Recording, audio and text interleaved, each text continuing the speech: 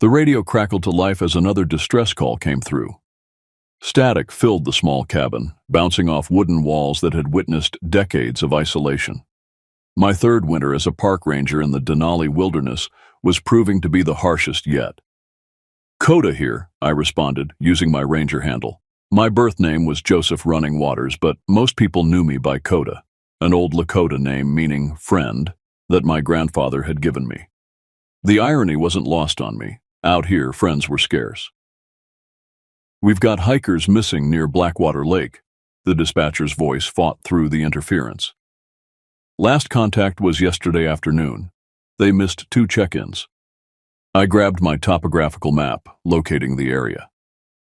Blackwater Lake sat in one of the most remote sections of the park, a 3-hour snowmobile ride from my cabin. The area was notorious for its unpredictable weather and the dense forest that surrounded it like nature's prison walls. "Temperatures dropping fast," I noted, glancing at the old thermometer mounted outside my window. "I'll head out at first light." That night, as wind howled through the trees surrounding my cabin, I remembered why I'd taken this job 5 years ago. After 2 tours in Afghanistan and the subsequent collapse of my marriage, I craved isolation. The wilderness offered simplicity and distance from a world that had left me hollow. My grandfather, full-blooded Tlingit and a former ranger himself, had encouraged me to reconnect with the land. "The forest will heal you," he'd said before passing. His weathered face had been serious when he added, "But respect what walks there. Not all paths should be followed." I dismissed his warnings as the superstitions of an old man. The native stories, creatures in the woods, spirits in the mountains, were just tales to scare children away from wandering too far. At least that's what I believed then.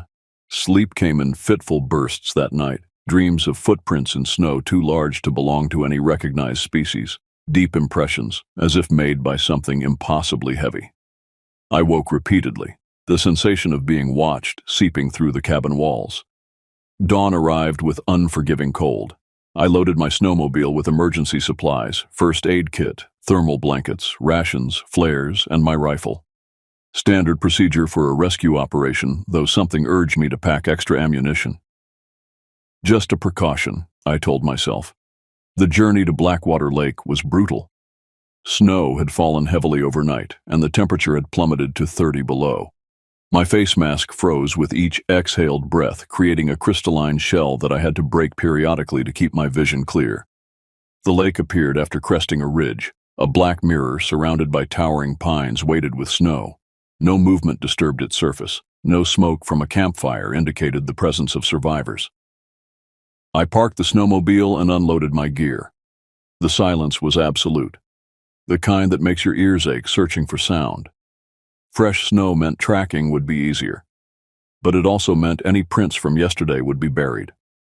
The coordinates pointed to the north shore.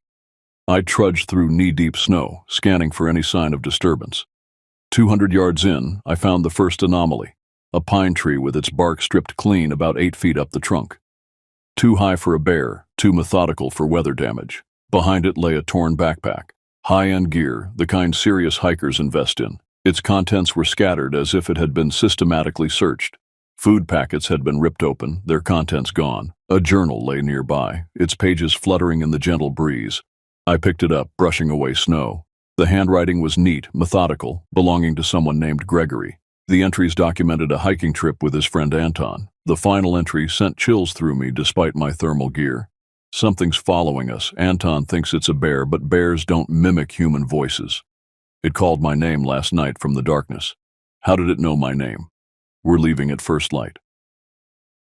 Below this was a hasty addendum, the handwriting now jagged with fear. "It's standing at the tree line watching us. Bigger than anything I've ever seen. Not a bear, not anything I recognize. If anyone finds this..." The entry ended there. I stowed the journal in my pack and continued searching. The snow held no footprints, but something had moved through here. Broken branches and disturbed snow created a chaotic path leading away from the lake and deeper into the forest. As the short winter day began fading to dusk, I found their tent, or what remained of it. The reinforced fabric had been torn apart, aluminum poles bent at impossible angles. No human possesses strength to twist metal poles like they were twigs. The scene suggested violence, yet I found no blood. Just 2 empty sleeping bags and personal items scattered as if thrown aside in haste. Their satellite phone lay smashed beyond repair. As darkness approached, I faced a decision: make camp in this disturbed area or return to my snowmobile in safety. Professional obligation demanded I continue the search, but something more primal urged retreat. The wind changed direction, carrying a scent that stopped my breath. The unmistakable musk of something wild mixed with the sickly sweet odor of decay. And then came the sound, a low moan that seemed to vibrate the very air around me, neither fully animal nor human. I unholstered my rifle, scanning the darkening forest. The trees suddenly seemed like sentinels watching my every move, their branches reaching toward me like grasping hands. "Gregory! Anton!" I called, knowing it was a risk but obligated to try. My voice echoed across the lake, bouncing back as if rejected by the wilderness. Then, impossibly, I heard my name whispered from the shadows to my right. Not my ranger handle, my birth name. Joseph. The voice was rough, as if forcing sounds through a throat not designed for human speech. I swung my rifle toward the sound, but saw only darkness between the trees. Night was coming. I needed shelter. Against every instinct, I began setting up my emergency tent near the ruined campsite, calculating that whatever had destroyed the hikers' camp had likely moved on with its prey. As I hammered the last stake into the frozen ground, I noticed the silence had deepened. No wind, no distant cry of wolves. Nothing. The forest held its breath. I crawled into my tent, rifle beside me, and waited for the longest night of my life to pass. Morning arrived with reluctant light filtering through dense clouds. I emerged from my tent, rifle first, scanning the perimeter. Fresh snow had fallen overnight, covering any tracks, if there had been any. But the silence remained unnatural, as if the forest creatures knew to avoid this place. I packed quickly and continued my search, moving in widening circles from the destroyed campsite. The weight of being watched pressed down on me, though each time I turned, the feeling shifted to a different direction. Always behind me, never allowing a glimpse. My radio produced only static when I attempted to update dispatch. The mountains often blocked signals, but the complete absence of communication intensified my isolation. I was truly alone out here with whatever stalked these woods. By midday, I found the first definitive evidence something was wrong. A pine tree, easily 100 years old, had been uprooted and laid across a game trail. Not fallen naturally, deliberately placed as an obstacle or a warning. The root system was massive, requiring tremendous force to tear from the ground. Beyond this barricade lay prints in the snow, not human tracks, but not identifiable as any known wildlife either. Massive impressions nearly 18 inches long, with what appeared to be 5 distinct toe marks. The stride length between them measured over 6 feet, indicating something of impossible size moving upright. My ranger training included identifying every mammal species in Alaska. These tracks matched nothing in that knowledge base.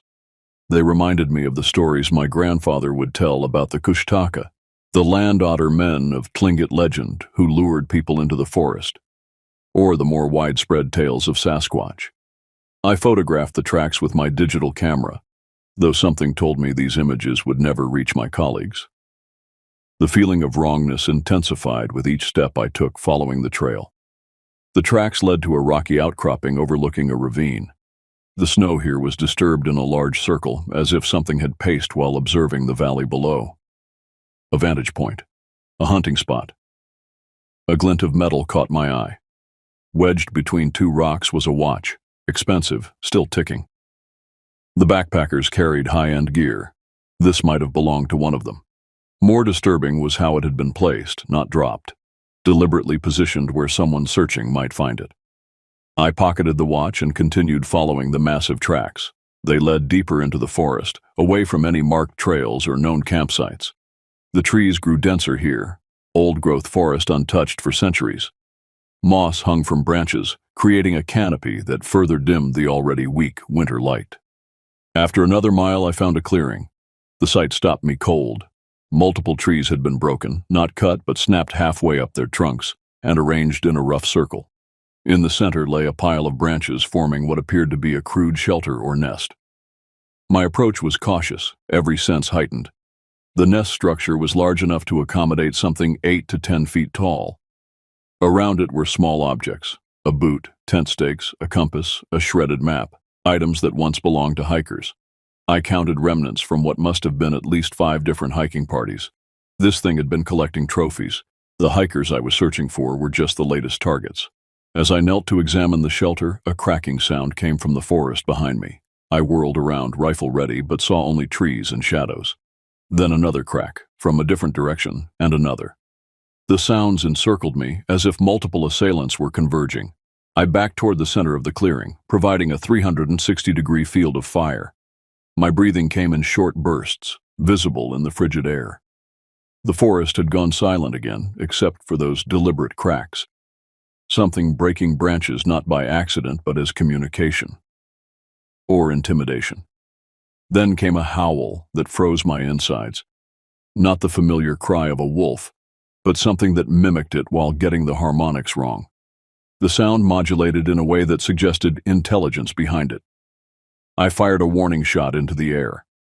The forest fell silent for 3 heartbeats, then erupted with howls from multiple directions. They were answering my challenge, or calling reinforcements. Survival instinct took over. I ran, not toward my snowmobile, they stood between me and it, but toward the lake. Water offered visibility, prevented ambush from behind. If I could cross the frozen surface, I might circle back to my vehicle. The forest seemed to clutch at me as I fled, branches slapping my face, roots rising to trip my feet. The sounds of pursuit grew louder, heavy footfalls crushing underbrush, breathing that wasn't entirely animal. I broke through the tree line onto the lake's shore, lungs burning from exertion and cold. The lake stretched before me, its surface frozen solid. I stepped onto the ice and moved toward the center, constantly looking back. That's when I saw it, emerging from the trees where I had just exited. Even at 200 yards, its size was undeniable, standing fully upright at what must have been 9 feet tall, covered in dark matted fur, with disproportionately long arms hanging past its knees. Its face remained in shadow, but I could make out the massive breadth of its shoulders and chest. It didn't rush toward me. Instead, it paced at the shoreline, occasionally dropping to all fours before rising again. Assessing, planning. I raised my rifle and centered the scope on its chest. My finger tensed on the trigger, but a voice deep inside held me back. This creature existed outside scientific classification. Killing it would destroy evidence of something incredible. While I hesitated, it lifted its head and released another howl. The sound carried across the frozen lake, echoing off the surrounding mountains. Message sent, it melted back into the forest darkness. I remained rooted on the ice, rifle still raised, for nearly 10 minutes. Nothing further emerged from the tree line. The encounter felt like both warning and promise. It was letting me leave. For now. The sun was setting as I cautiously circled the lake to reach my snowmobile. The machine appeared untouched, though I noted fresh tracks around it, the same massive prints, suggesting the creature had investigated my vehicle before moving on. I should have left immediately. Protocol demanded I return to base, report findings, and organize a larger search party. But the missing hikers were still out there, if they lived, and now I knew there was something else hunting them. I made camp a quarter mile from my snowmobile, selecting a defensible position with clear sightlines. Sleep would not come easy, but I needed rest before continuing the search at dawn. As darkness settled fully over the forest, the sounds began again, wood knocking against wood, rocks clacking together, and occasional howls more distant than before. Communication between multiple creatures creating a perimeter around me. I sat with my back against a boulder, rifle across my knees, watching the darkness and remembering my grandfather's words. They've walked these forests since before our people came. They don't want to be found, but sometimes they find you first. Dawn revealed a landscape transformed. During the night, the temperature had plunged further, coating the forest in crystalline frost that amplified the weak morning light. Beautiful, if not for the knowledge of what waited in those glittering trees. I broke camp quickly, leaving minimal trace of my presence. The wood-knocking sounds had stopped around midnight, but that offered little comfort. The feeling of being observed had only intensified. My plan was to circle back to the destroyed nest site and track outward. If the hikers had been taken there initially, I might find signs of where they were moved. The rational part of my mind knew the chances of finding them alive diminished with each passing hour in these temperatures. The less rational part wondered if death might be preferable to capture by these creatures. The snowmobile roared to life, shattering the morning silence. I navigated through the trees toward the clearing, keeping my speed moderate to avoid accidents. The machine felt comforting, a connection to civilization, to human technology. I parked half a mile from the clearing and continued on foot, moving with the quiet caution my military training had instilled. The forest remained unnaturally silent. No birds, no small mammals. Even the usual creaking of trees in the wind seemed muted. The nest site appeared unchanged from yesterday, but closer inspection revealed subtle differences. The arrangement of objects had shifted slightly. Something had returned overnight and rearranged its collection. I searched for the watch I'd found yesterday. It was now prominently displayed atop a pile of torn fabric. A message. It knew I had touched its things. It wanted me to know. I circled the site, searching for tracks leaving the area. The snow revealed multiple paths, large prints that could belong to our mysterious predator, but also dragging marks that suggested something heavy being pulled away.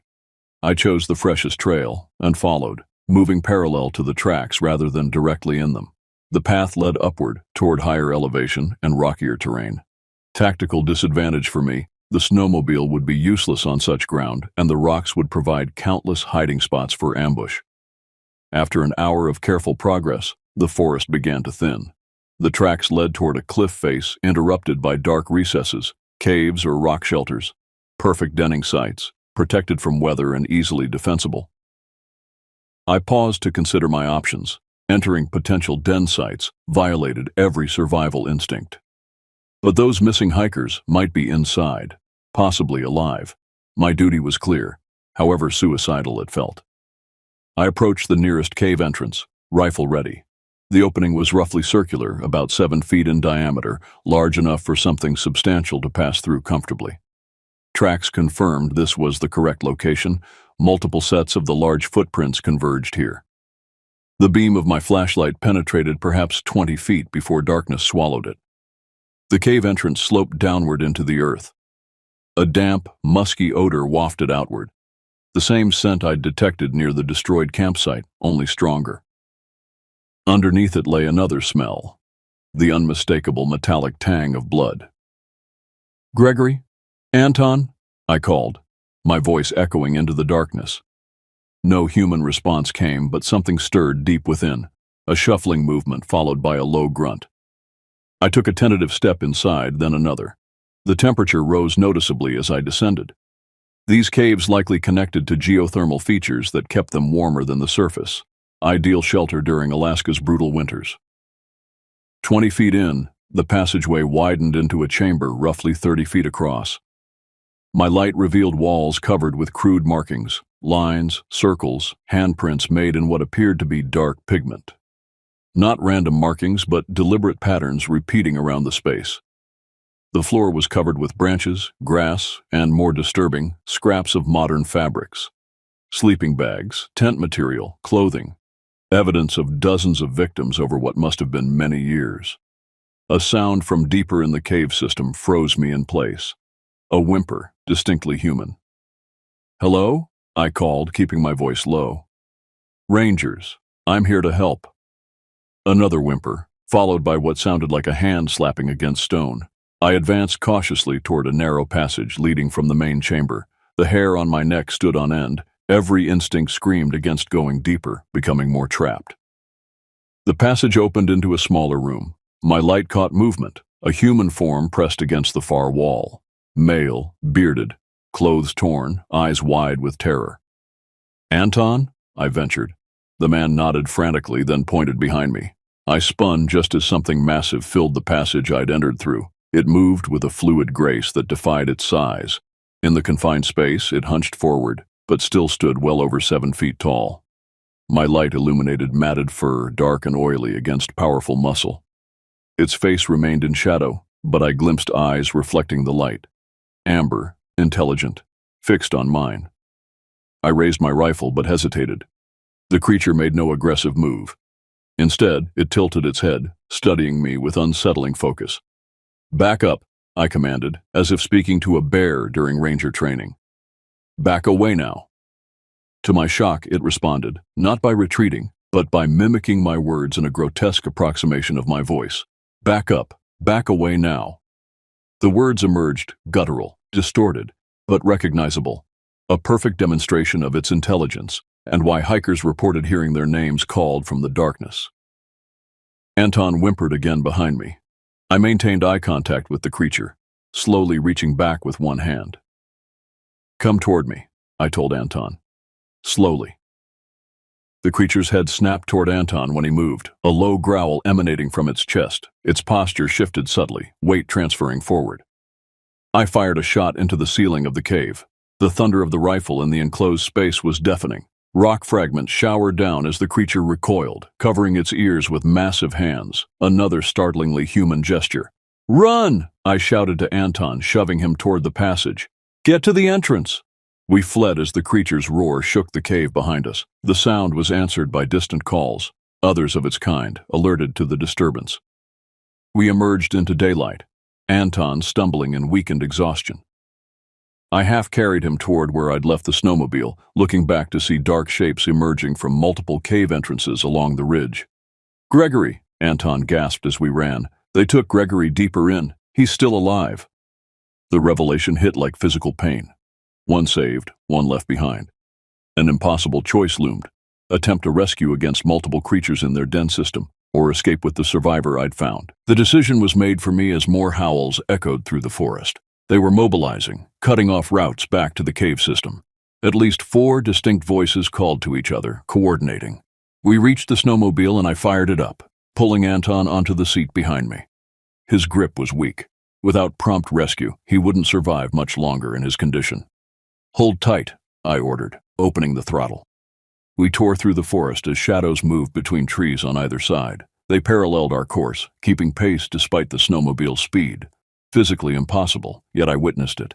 Dark shapes bounding on all fours, then rising to bipedal stance to navigate obstacles.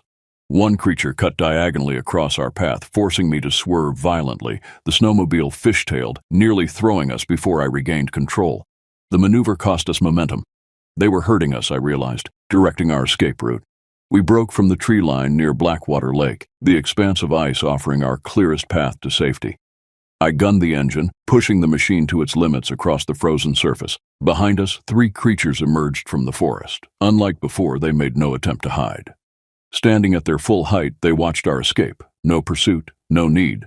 They'd accomplished their goal of driving us from their territory while keeping one hostage. The largest creature, the one from the cave, stepped forward to the edge of the ice.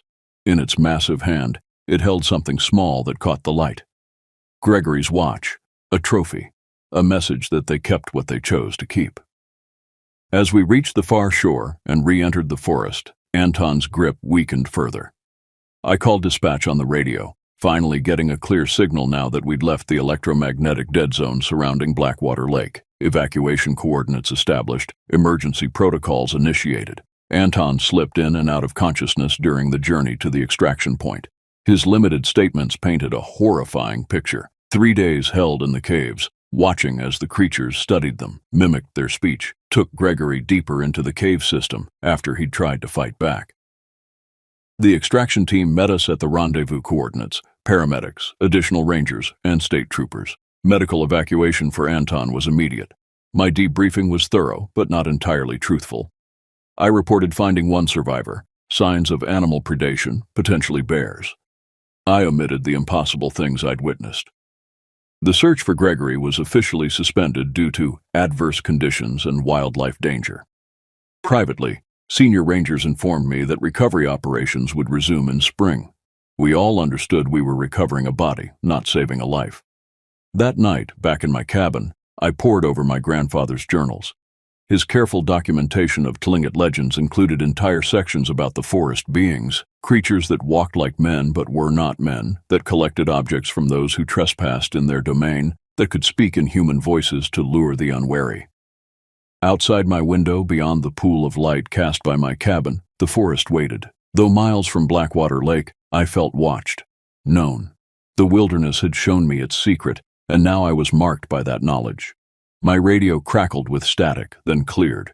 Through the speaker came a voice, not dispatch, not any ranger I knew. A rough approximation of human speech forming words I recognized as my own from the cave. Back up. Back away now. I switched off the radio. In the sudden silence, a knocking sound came from the darkness outside. Wood against wood, a language older than words. Spring came to Denali with reluctant warmth.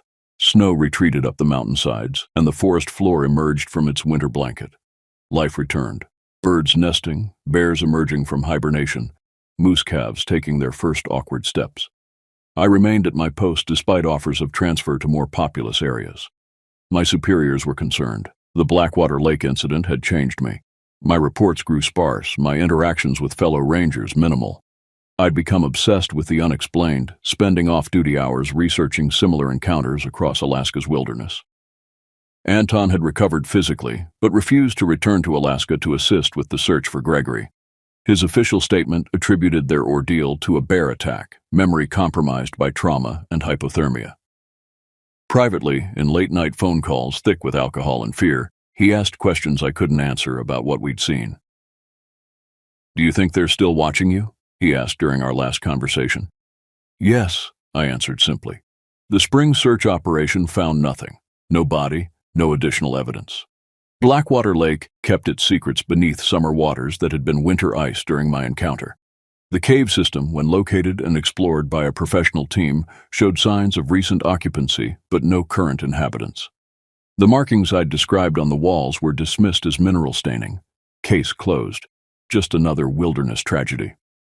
Gregory's family eventually held a memorial service without a body to bury. I requested permanent assignment to the Blackwater region, raising eyebrows but receiving approval due to staffing shortages. My cabin, a different one, closer to the lake, became a research station of sorts. Maps covered the walls, marking similar disappearances throughout the area's history. Red pins clustered around certain regions, forming patterns invisible to those unwilling to see. Summer brought tourists and hikers, keeping me legitimately occupied with routine ranger duties. I warned everyone away from certain areas, marking trails closed due to environmental concerns. Most listened. Those who didn't received escort out of restricted zones, sometimes with me fabricating wildlife sightings to ensure compliance. I became the weird ranger, the one others joked about at headquarters. The guy who jumped at shadows and reported equipment malfunctions near certain coordinates, the one who requested extra ammunition without clear justification. Autumn painted the forest in fire colors before stripping the trees bare. The lake's surface reflected cloud movements like a living mirror. Silence returned as wildlife prepared for the coming cold. That's when the knocking began again, wood against wood, from the ridgeline above my cabin. Always at dusk, always three distinct patterns repeated in sequence. Communication, calling. Not threatening, but persistent. I never answered, never acknowledged. But I listened every evening, documenting the changes in location and frequency. They were establishing boundaries, I realized. This clearing, this cabin, this human, tolerated. The rest of the territories near the lake, claimed. Winter descended, harsh and absolute. The lake froze solid once more, trees cracked in the extreme cold, and the aurora danced overhead on clear nights. My responsibilities diminished with the visitor count, leaving long hours for contemplation and observation. The anniversary of the Blackwater incident approached. I decided to return to the cave system while the forest stood locked in winter's grip. Not a sanctioned operation, a personal quest for understanding. The night before my planned expedition, a storm rolled in. Wind howled around my cabin, rattling windows and driving snow through the smallest gaps in the structure. The temperature plummeted to 40 below. Even the knocking sounds were silenced by nature's fury. I sat before the wood stove, reviewing maps and equipment lists, when something heavy landed on my porch. Not snow sliding from the roof, a deliberate weight. Footsteps followed, crossing wooden planks designed to creak as warning against bears. My rifle was in hand before I consciously reached for it. I moved to the window, peering through a gap in the curtains. Swirling snow obscured vision beyond a few feet, but something large moved in the darkness. A shadow among shadows, standing upright despite the gale-force winds. A knock came at my door. Not wood against wood this time, but knuckles against frame. 3 distinct patterns, the same as I'd heard from the forest. I stood frozen, rifle trained on the door, mind racing through scenarios. They'd never approached structures before, never directly engaged beyond that first encounter in the cave. This represented an escalation I wasn't prepared for. The knock repeated, more forcefully. The door shuddered in its frame. "What do you want?" I called, voice steady despite the thunder of my pulse. Silence followed, then a response in that unsettling approximation of human speech. "Joseph." My name in its mouth felt like violation. This wasn't random. It had tracked me specifically, remembered me, sought me out. Another sound followed, a metallic tapping against the door, something small and hard being used as a tool. Against all reason, I approached the door. Through the window, I could make out a massive shape on my porch, hunched to fit under the roof. It held something that glinted dully in the faint light spilling from my windows. The rational course was to radio for emergency evacuation, to barricade myself until help arrived, to treat this as the threat it clearly was. Instead, I unlatched the door and opened it a crack, rifle still ready. Cold air rushed in, carrying the now familiar musky odor. Snow swirled around the massive figure looming just beyond my threshold. Its face remained in shadow, but I could see steam rising from its breath in the frigid air. Its arm extended slowly, hand opening to reveal its offering, Gregory's watch, not a trophy this time, a return, an exchange. The creature stepped back, maintaining what I suddenly understood was a respectful distance. It had not come to threaten, but to communicate. "Gregory," I said, the question obvious. It made a low sound, not quite a word, but an acknowledgement. Then it extended its massive arm, pointing beyond my cabin toward the lake, toward the caves beyond. Understanding crystallized. The coming storm had driven it from its winter shelter. It needed somewhere safe until the blizzard passed. It offered information about Gregory in exchange for temporary sanctuary. Every scientific and survival instinct rejected the notion. Yet something deeper, perhaps the same instinct my grandfather had cultivated through Tlingit tradition, recognized the moment's significance. I stepped back from the door, opening it wider. "Enter," I said simply. The creature ducked to pass through the doorframe, its massive form seeming to fill my cabin entirely. Up close, I could see details previously obscured. The intricate patterns in its fur, the unsettlingly human-like hands with opposable thumbs, the eyes that reflected intelligence and wariness in equal measure. It settled awkwardly on the floor, too large for any of my furniture, watching me with unwavering attention. I maintained distance, rifle still in hand but no longer aimed directly. Hours passed in this strange standoff. The storm raged outside while we studied each other in silence. Occasionally, it would make sounds, not attempts at speech, but complicated vocalizations clearly conveying meaning in some language beyond my comprehension. Near dawn, the storm began to subside. The creature stirred, rising to its full height, head brushing my ceiling. It moved to the door with surprising grace for its bulk. Before leaving, it placed something else on my table, a torn piece of fabric that I recognized from Gregory's jacket. It bore marks, not random tears, but deliberate patterns similar to those I'd seen in the cave. A map, I realized. A location. The creature departed without further interaction, vanishing into the snow-laden forest before full light revealed the day. I stood in the doorway watching its tracks, evidence that would soon be covered by fresh snowfall, as if the night's events existed only in imagination. But I held Gregory's watch and the marked fabric. Tangible proof of contact, of communication, of some understanding reached across an impossible divide. The map led to a different cave system, one not documented in official park records. I found Gregory there 3 days later, not alive, not truly dead, but transformed in ways that defied explanation. His eyes held recognition when they saw me, but the sounds from his throat were not human language. The official report listed him as recovered deceased, cause of death exposure, and animal predation. His family received closure of a sort. I received nightmares and questions without answers. I remain at Blackwater Lake serving as both ranger and gatekeeper. I guide hikers away from certain areas, enforce boundaries established through unspoken agreement. Sometimes at dusk, I answer the knocking from the forest with patterns of my own. Three distinct sequences that acknowledge territories and truces. The forest keeps its secrets. I keep mine. And on winter nights when the aurora dances overhead, shadows move between the trees. Neither fully animal nor human, but ancient beyond reckoning. Watching, waiting, remembering. In those moments I understand what my grandfather meant. The land doesn't belong to us. We belong to it, and to the things that walked here first. The wilderness preserves balance through fear. I am its instrument now, as much as the creatures that claimed Gregory. My warning to you is simple. Respect boundaries, stay on marked trails, and if you hear your name called from darkness, never ever answer. The air was crisp that morning, but I wasn't thinking much about it. I had bigger things to worry about than the weather. My rig had been giving me trouble for weeks. Every time I tried to get the brakes checked, the shop was full, or I was too far from a decent mechanic to even bother. My name's Lyle Brennan, by the way. I've been a long-haul trucker for most of my life, 20 years behind the wheel. It's the kind of work that either breaks you or makes you immune to everything. Maybe a bit of both in my case. That morning in Elko, I should have listened to my gut and waited another day.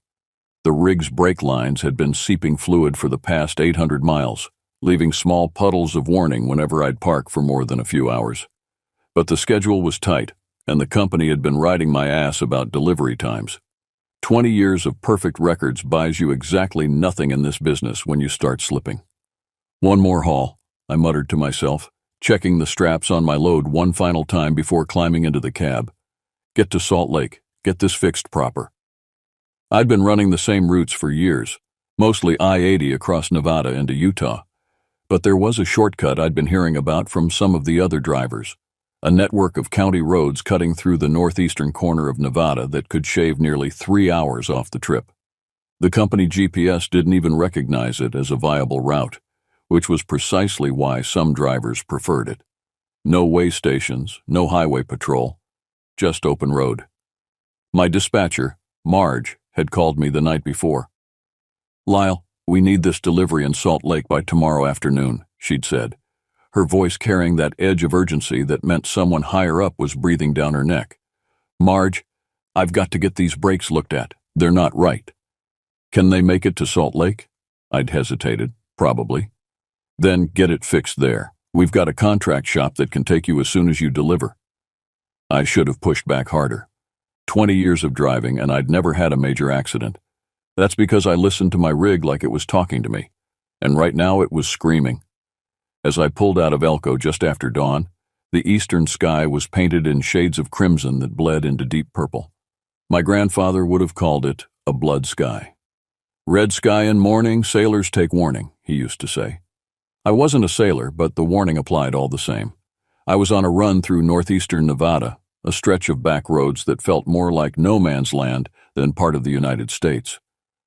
This route was more desolate than I preferred, but it shaved hours off my usual haul time to Salt Lake. Besides, I liked the solitude.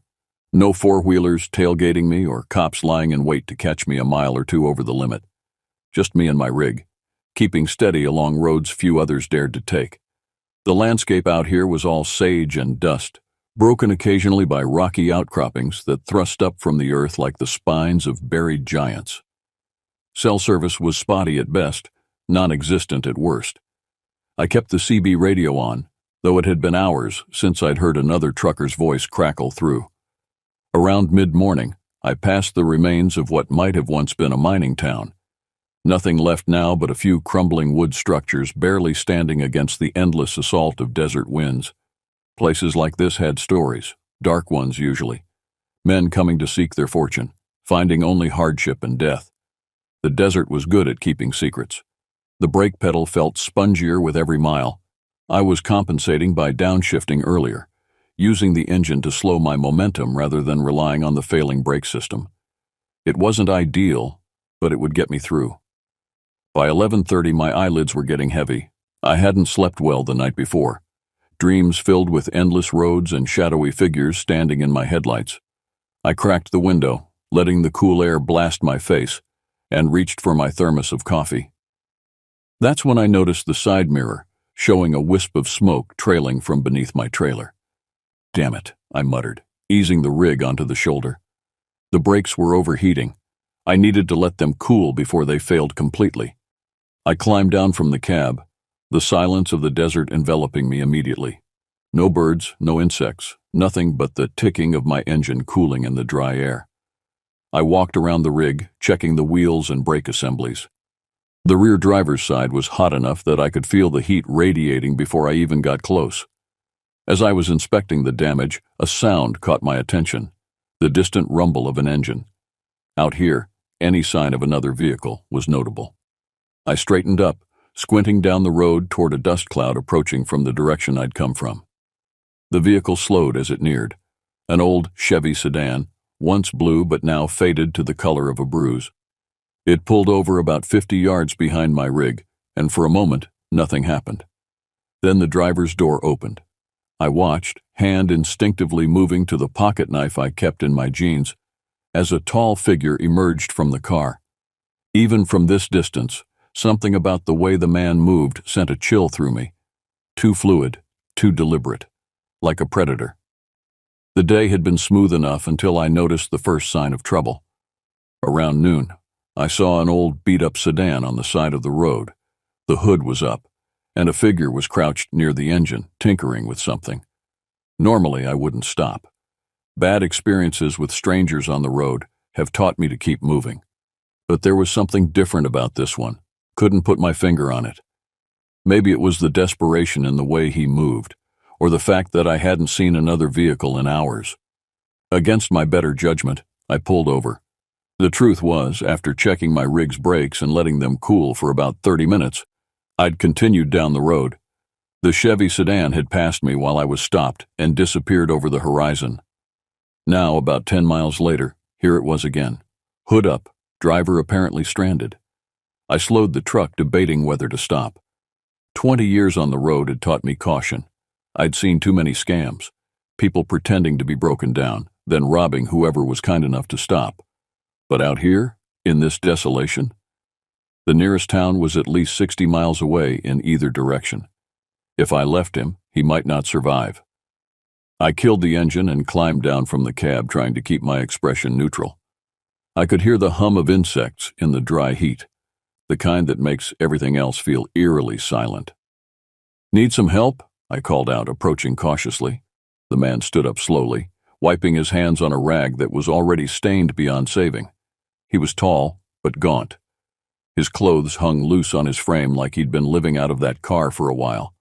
His face was sunburned, and he had the kind of beard that suggested he hadn't shaved in weeks. "I'd appreciate it," he said. His voice was raspy, like he hadn't had a drink of water in days. "Car won't start, and I'm out of options." I walked over to the engine and gave it a once-over. I'm no mechanic, but I've been around trucks long enough to know when an engine's gone to hell. Something struck me as odd, though. The distributor cap was missing, and there were wires disconnected that no one would accidentally pull loose. "What's your name?" I asked, keeping my tone conversational as I reconnected a wire that had no business being disconnected. He hesitated, just a fraction of a second too long. "Martin? Martin Grice." I nodded, not showing that I'd noticed his pause. "Lyle Brennan," I replied, gesturing vaguely toward my rig. "What brings you out this way, Martin? Not exactly a tourist route." His eyes, pale blue and unnaturally alert, flicked to my truck, then back to me. "Just passing through, heading to Salt Lake for work." I fiddled with a couple of wires, tried the ignition, nothing. The battery seemed dead, but that didn't explain the missing distributor cap. "Looks like you might need a tow," I said. "You got a phone? Could call a tow truck from the next town over." He shook his head. "No service out here. Been trying for hours." That should have been my first clue to leave. But something about the way he said it, almost too calm for a man stranded in the middle of nowhere, didn't sit right with me. I glanced at his car. No luggage visible, no food wrappers. Nothing to suggest he'd been stuck here for hours. Just a clean interior and what looked like a duffel bag in the back seat. "Well, I could give you a lift to the nearest town," I offered. "Ain't much, but there's a gas station with a payphone about 20 miles from here." He nodded, but something in his eyes darkened. I'd appreciate that, he repeated, this time slower, more deliberate. Let me grab something from my truck first, I said, needing a moment to think. Something felt wrong here, but I couldn't put my finger on it. As I walked back to my rig, I noticed Martin watching me with an intensity that raised the hair on the back of my neck. In the cab, I quickly checked my phone. Still no service. I opened the glove compartment and took out the revolver I kept there. It wasn't strictly legal to carry across state lines, but out here, law enforcement was theoretical at best. I checked that it was loaded, then tucked it under the driver's seat where I could reach it easily if needed. I led him to the truck, feeling a little on edge now, but telling myself I was overreacting. He climbed into the passenger seat, and I got back behind the wheel. As I turned the key and the engine roared to life, a small voice in the back of my mind told me I'd made a mistake. But what was I supposed to do? Leave him out there? For a while we drove in silence. The road stretched out like a black ribbon, no signs of life in any direction. Martin didn't say a word, just stared out the window, watching the desert roll by. I tried to make small talk, but he wasn't much of a conversationalist. Kept his answers short, almost mechanical. So, what kind of work you do in Salt Lake? I asked, breaking the silence that had stretched between us for nearly 10 minutes. Construction, he said without looking at me. Demolition, mostly. I nodded, glancing at his hands. They didn't look like a construction worker's hands, too clean, despite the grease from the car engine. Good money in that? Enough. After about 15 minutes, the silence started to feel suffocating. I glanced over at him, and that's when I noticed his hands. They were covered in old scars, deep cuts that had healed unevenly, the kind you don't get from fixing cars. So I started trying to sound casual. Where you headed? Nowhere special, he replied, still staring out the window. Just passing through. There was something about the way he said it that made my skin crawl. I decided to leave it at that, focusing on the road ahead. But my mind was racing. Why was he out here? What was he doing with that car? The road ahead curved around a rocky outcropping, and as we rounded the bend, something caught my eye, a flash of metal in the distance.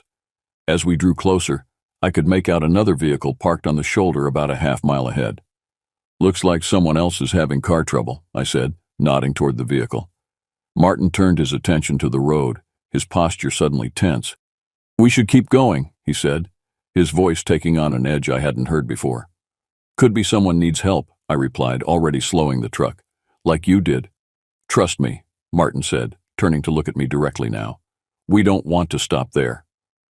I met his gaze, and what I saw sent ice through my veins. His eyes were cold, calculating, the eyes of a predator sizing up prey. Suddenly he turned toward me, his face calm, but his eyes wrong. There was no emotion there, just a cold emptiness that sent a jolt of fear down my spine. You ever think about what happens to people who disappear out here? He asked. The question hit me like a ton of bricks. I hadn't expected it, and I didn't know how to respond. I kept my eyes on the road, gripping the wheel a little tighter. What do you mean? I asked, trying to keep my voice steady. You know, he continued, his tone casual, almost like he was talking about the weather. People go missing all the time on these back roads. No one ever finds them, not alive anyway. I swallowed hard, my heart pounding in my chest. The desert outside suddenly felt more hostile, the endless expanse of nothingness a little more menacing. Why are you telling me this? I asked, unable to hide the unease in my voice. He didn't answer. Instead, he reached into his jacket and pulled out something small, something metallic that glinted in the sunlight. A knife. A big, ugly hunting knife with a blade that looked like it had seen more than just deer. Panic surged through me, but I kept my hands on the wheel, trying to stay calm. My mind raced, searching for a way out. I wasn't armed. The gun was under my seat.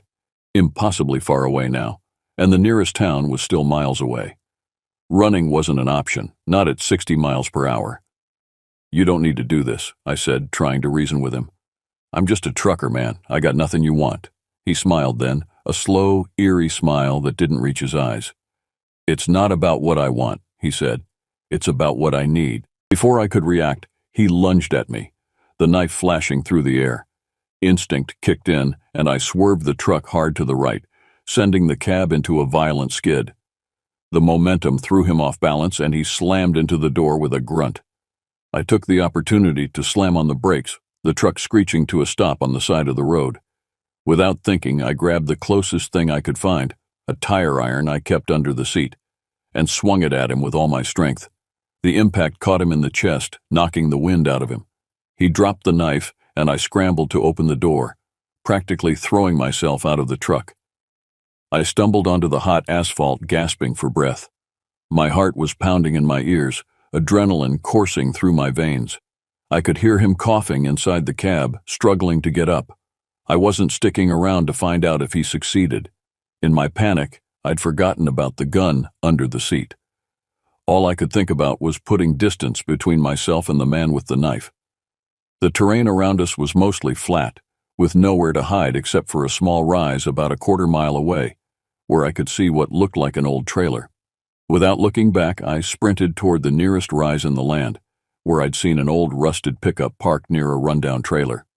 The sun beat down mercilessly as I ran, each breath burning in my lungs. I could hear movement behind me, Martin recovering, possibly pursuing. The trailer grew closer, details becoming clearer. It was an old Airstream, its silver surface dulled by years of desert dust and sun. The pickup next to it was from the 70s at least, faded red paint peeling from its hood. "Help!" I shouted, my voice cracking with desperation. "Anybody there?" As luck would have it, the place wasn't abandoned. An older guy came out, his face a mixture of surprise and confusion as I barreled toward him. He was rail-thin with a deeply lined face and eyes squinting against the harsh sun. A cigarette dangled from his lips, and he wore faded jeans and a flannel shirt despite the heat. "Help!" I shouted again, barely able to catch my breath. "There's a guy back there. He tried to kill me." The old man blinked but didn't hesitate. He reached into the cab of his truck and pulled out a shotgun. "Stay behind me," he said, his voice calm but firm. I glanced back toward my truck, now a good distance away. I could see Martin climbing out of the cab, something in his hand catching the sunlight, the knife. "He's armed," I warned, ducking behind the old man's pickup. The old man, who later told me his name was Earl, chambered a round in the shotgun, the sound cutting through the desert air like a thunderclap. "You there," he called out, his voice carrying across the distance. "Stop right where you are." Martin froze, then slowly raised his hands, the knife still clutched in one of them. For a moment, nobody moved. Then Martin's gaze shifted from Earl to me, and I saw a promise in those cold eyes, a promise that this wasn't over. "Drop the knife," Earl commanded, taking aim with the shotgun.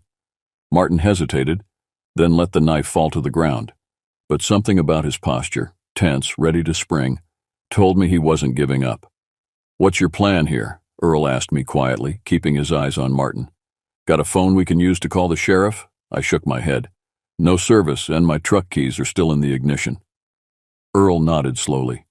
"Well, we can't just stand here in a Mexican standoff all day. I've got a satellite phone inside. You make the call. I'll keep our friend here company." I hesitated, not wanting to leave Earl alone with Martin, but we needed help. "Be careful," I warned. "He's not right." Earl chuckled grimly.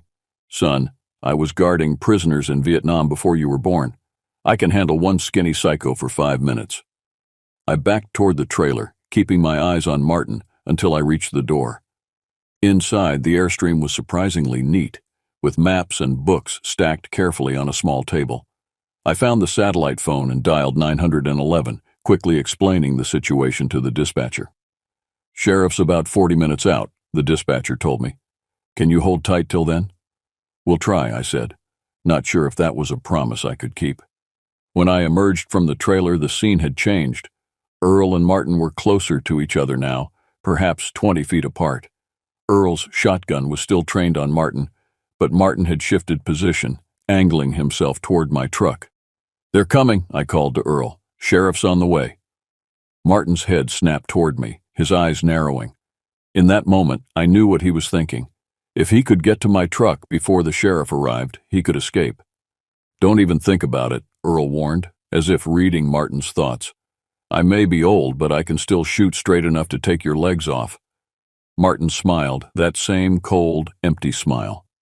You'd shoot an unarmed man? That what they taught you in the army? Earl didn't flinch. Marines, and yes, if that unarmed man is a threat, I'd shoot him without losing any sleep. We approached my truck cautiously, the old man leading the way with his shotgun raised.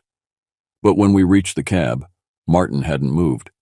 He stood exactly where we'd left him, still smiling, that unnerving smile. Get in your truck, Earl told me quietly. Get those keys and bring them back here. Don't turn your back on him. I nodded, edging toward the driver's side door, my eyes locked on Martin. The cab door was still open from my hasty exit. I reached in, grabbed the keys from the ignition, and remembered the gun under the seat. In one quick motion, I snatched it up and backed away from the truck. Got a revolver, I told Earl, feeling slightly more secure with the weight of the gun in my hand. Earl nodded approvingly. Good, now we wait. The minutes stretched endlessly. The sun beat down and sweat trickled down my back. Martin remained standing, barely moving except to occasionally shift his weight from one foot to the other. His eyes never left us, calculating, patient. When the sheriff's vehicles finally appeared on the horizon, the relief was so intense I nearly collapsed. 2 patrol cars approached, dust clouds billowing behind them. As the deputies emerged from their vehicles, guns drawn, Martin finally spoke again. This isn't over, he said softly, his voice carrying on the still desert air. I'll find you, Lyle Brennan. A chill ran through me at the sound of my name on his lips. I hadn't told him my last name.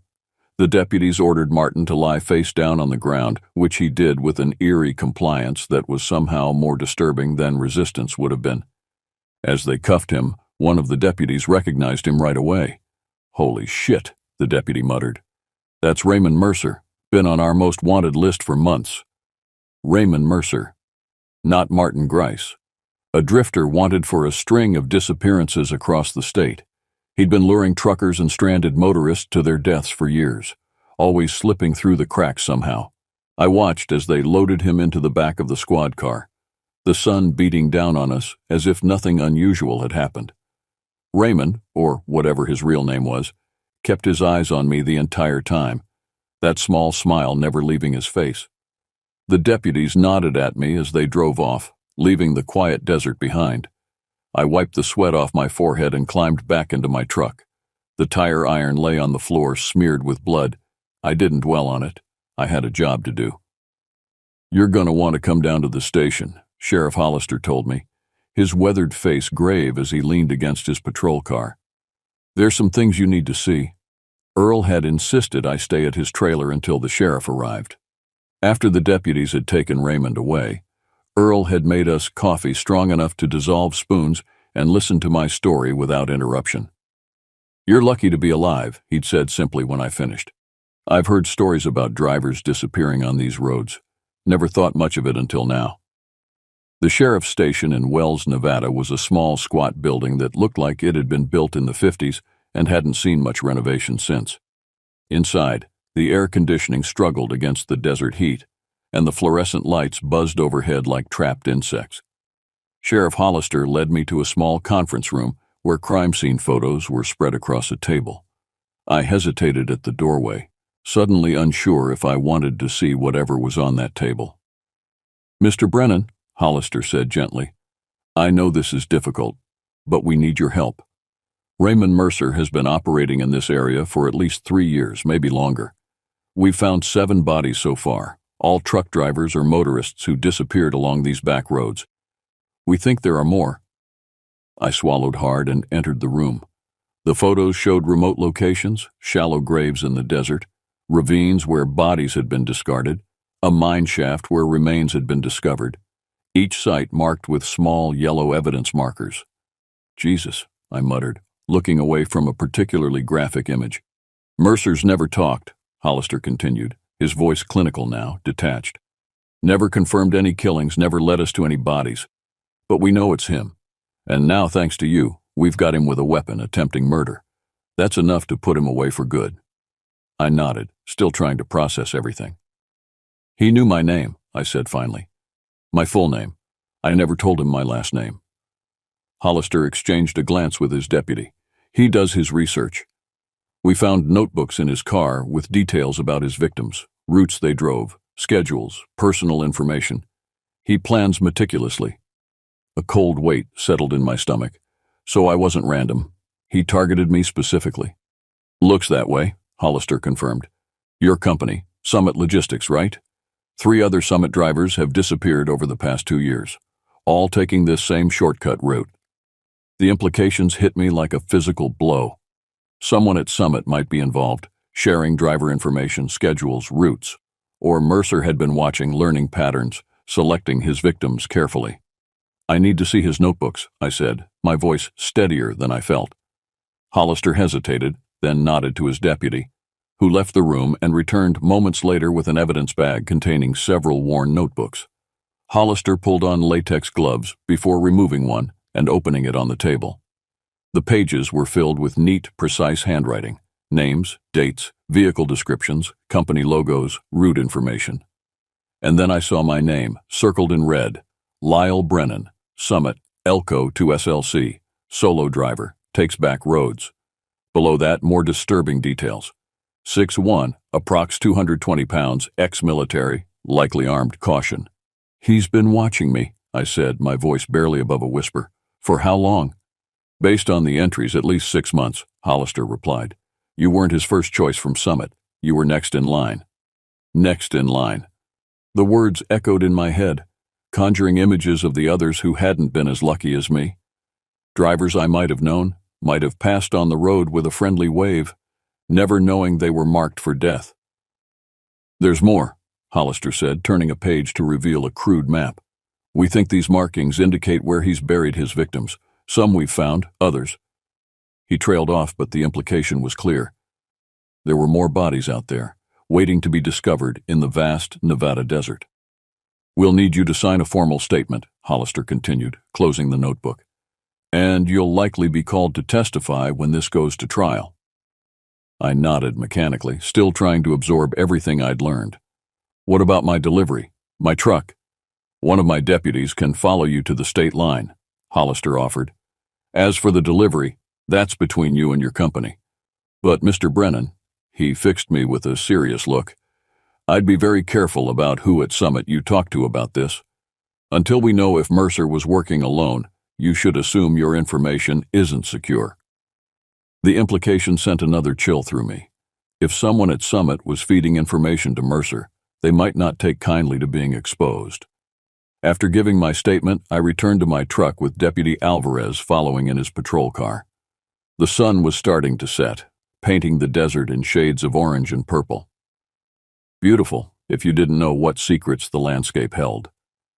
I called my dispatcher from the sheriff's station, explaining I'd be delayed due to an incident on the road. I kept the details vague, unsure who I could trust. Marge sounded annoyed, but told me to get the delivery to Salt Lake as soon as possible. Everything okay over there? Deputy Alvarez asked as I climbed into my cab. Yeah, I lied, starting the engine. Just need to make up some time.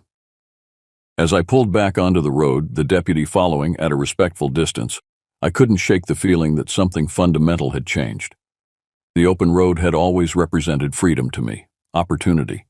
Now it felt exposed, vulnerable. I checked my mirrors compulsively, scrutinizing every vehicle that appeared behind me.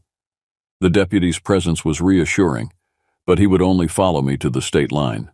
After that, I'd be on my own again. Night fell quickly in the desert, the darkness absolute except for my headlights cutting through the gloom and the distant stars overhead. I kept the CB radio on, listening to the chatter between other drivers, wondering if any of them had ever encountered Mercer, if any of them might be his next target. At the Utah state line, Deputy Alvarez flashed his lights in farewell and turned back toward Nevada.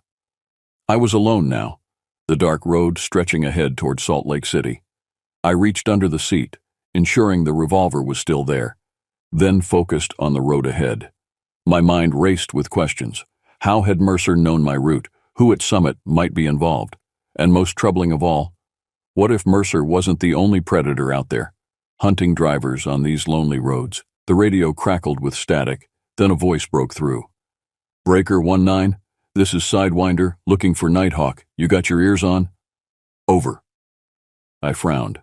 Nighthawk wasn't my handle, and I didn't recognize Sidewinder either.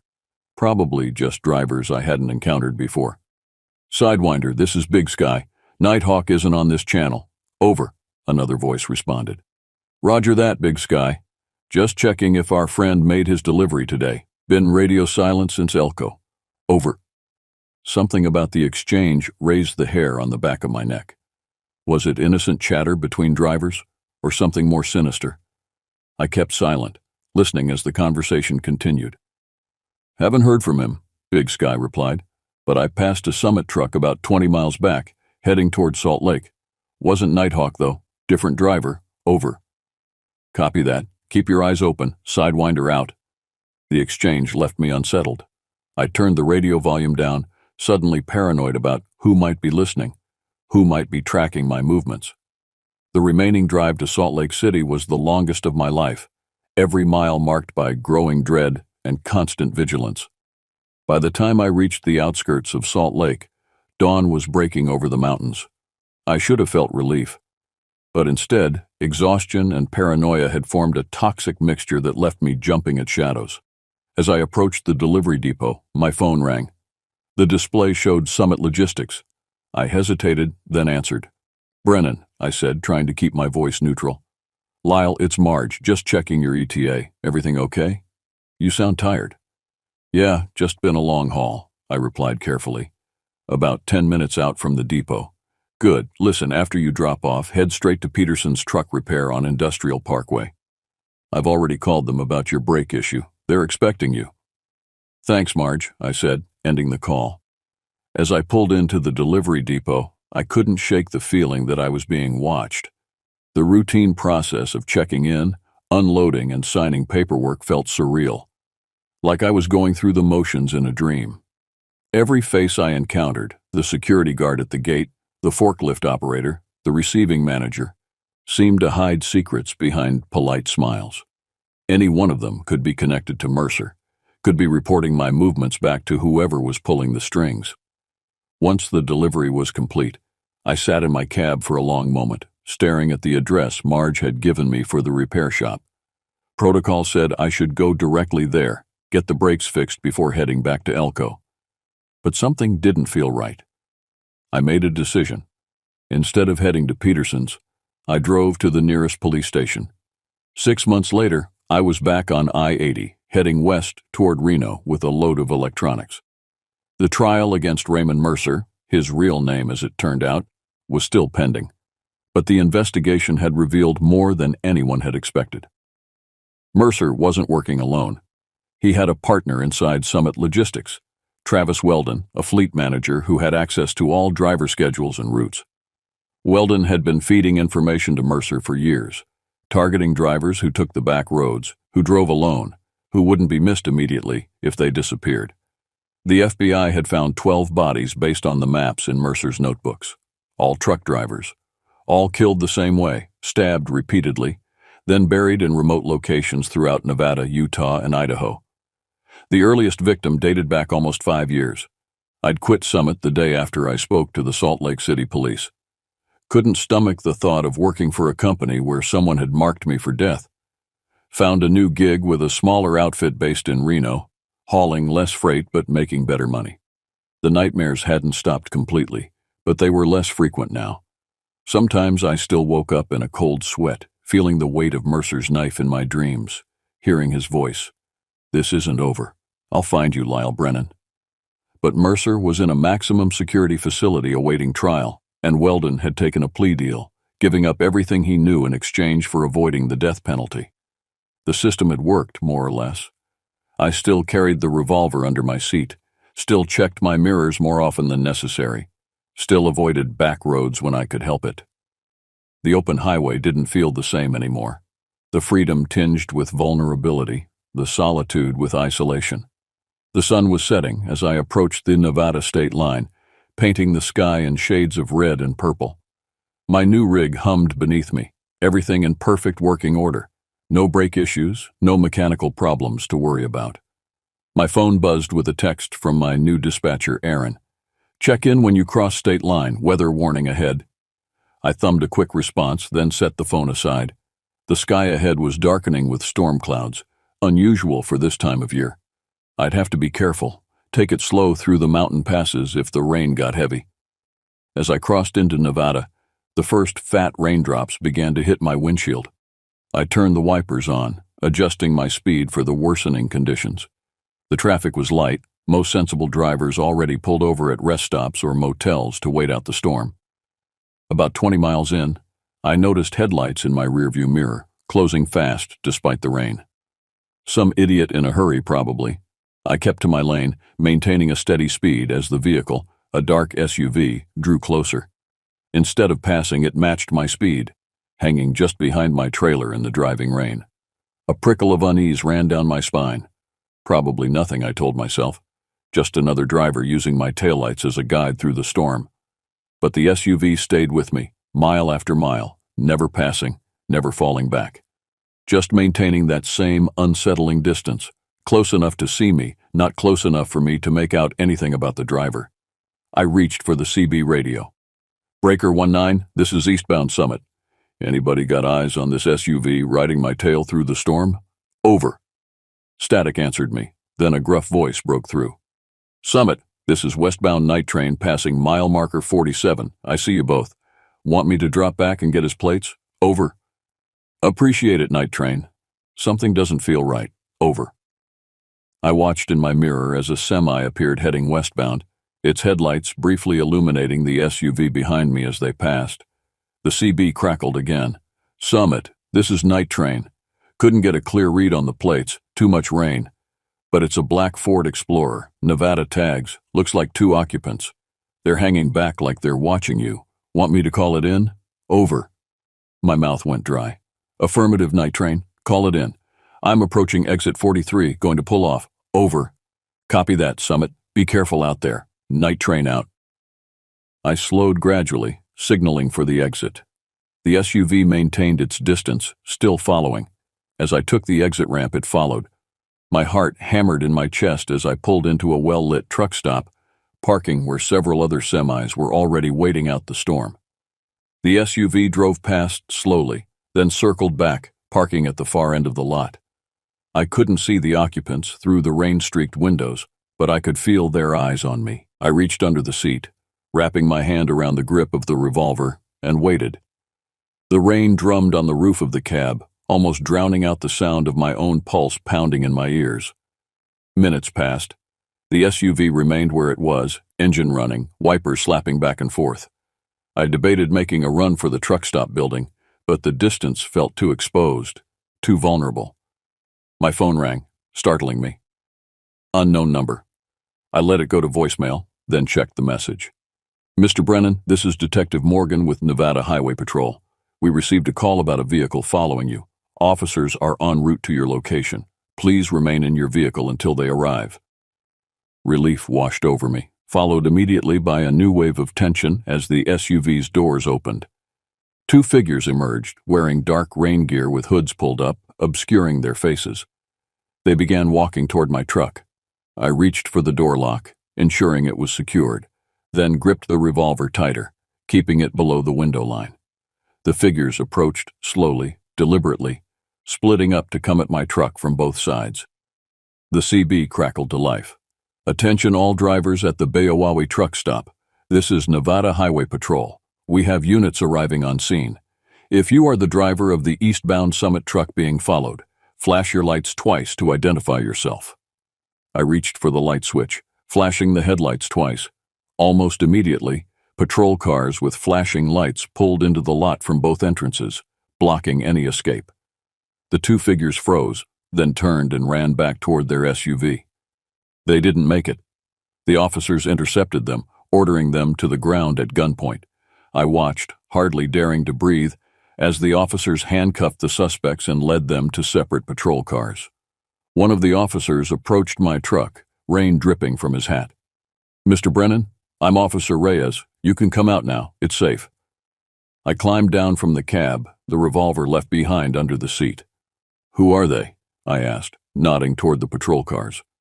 Reyes's expression was grim. relatives of Raymond Mercer, his brother and cousin. We found weapons in their vehicle, along with your photo and route information. They've been tracking you since you left Reno. A cold weight settled in my stomach. How did they know my route? That's what we're trying to figure out, Reyes admitted. Mercer's network might be bigger than we thought. You're going to need to come with us to make a statement. I nodded, looking back at my truck. Another delivery delayed, another statement to make. But I was alive. We'll have an officer escort you to your destination afterward, Reyes added, seeing my concern. And the FBI wants to talk to you about protective measures going forward. Protective measures. The word sounded hollow. As long as I was on the road, I would be exposed, vulnerable. But the alternative, giving up the only life I'd known for 20 years, seemed impossible. As I followed Reyes to his patrol car, the rain finally began to let up, revealing bits of blue sky between the clouds.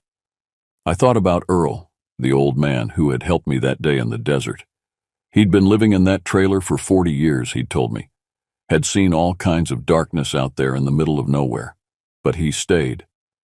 You adapt, he'd said when I asked him why he didn't move somewhere safer, somewhere less isolated. You learn to see the danger coming, and you prepare for it. But you don't stop living your life because there are monsters out there. You just get better at fighting monsters. I climbed into the patrol car, watching as the officers secured my truck. The open road was waiting, and despite everything, I knew I'd be back on it soon. Different route, different cargo, same vigilance. The monsters were out there, always had been, but so was I, and I wasn't going anywhere. As we drove away from the truck stop, my phone buzzed with another text from my dispatcher. Weather clearing ahead, new ETA? I smiled grimly and typed back, delayed, police escort, will update soon. The highway stretched before us, wet asphalt gleaming in the emerging sunlight. Somewhere along that road, another truck driver was checking his mirrors, unaware of what might be following. Maybe someday I'd find a way to warn them all. Until then, I'd keep driving, keep watching, keep surviving. The monsters didn't own the road, not while drivers like me were still on it. There's a point in every person's life where you realize you've been a dumbass all along. For me, it hit me around the time I found myself knee-deep in mud, carrying a rifle in one hand and the body of my buddy in the other. Not exactly the scenario I'd envisioned when I signed up to be a park ranger, and definitely not something they put in the brochures. My name's Darren Slade, and I've been working as a ranger in the Cascades for about 4 years now. Not your usual I wanted to escape city life type. Nah, I'm just broke. And this job had free housing and a paycheck that didn't suck. Never had any complaints, though. I liked the quiet, and the occasional tourist or hiker was usually more interested in taking selfies with trees than causing trouble. The Cascades might look like paradise in those glossy tourism magazines, but it's a different story when you're the one responsible for 50,000 acres of wilderness. Most days consist of trail maintenance, checking permits, and occasionally rescuing some unprepared hiker who thought a bottle of Dasani and their iPhone was all they needed for an 8-hour trek. I live in a small cabin near the eastern entrance of the park. Nothing fancy, just a bedroom, bathroom, kitchenette, and what I generously call a living room. The walls are thin enough that I can hear every drop of rain hammering against the roof during storms, and the heater makes a sound like a dying car engine when it kicks on in winter. But it's mine. Or at least it is for as long as I wear the uniform. My boss, Frank Morrison, runs a tight operation. He's been managing the park for nearly 20 years and knows every trail, creek, and problem spot like the back of his hand. He's fair, but doesn't tolerate laziness or stupidity, which works for me. Most of the other rangers are decent folks. We're not exactly a tight-knit family, but we look out for each other. That's just the way it has to be when you're dealing with wilderness this vast and unforgiving. Before all this happened, I'd dealt with my share of incidents, lost hikers, illegal campers, even a bear attack once that left a tourist with some nasty scars and a story he'll be telling until the day he dies. But nothing prepared me for what happened in September 2011. It started with reports from hikers about trashed campsites in the northwest region of the park. Initially, we thought it was just irresponsible campers not cleaning up after themselves. Maybe some teenagers thinking they were funny. It's amazing how destructive people can be when they think no one's watching. Then the reports got weirder. People mentioned hearing strange noises at night. Not your typical forest sounds like owls or coyotes, but something that one hiker described as halfway between a scream and static. Another couple claimed they'd packed up and left their site at 2 a.m. after feeling like they were being watched for hours.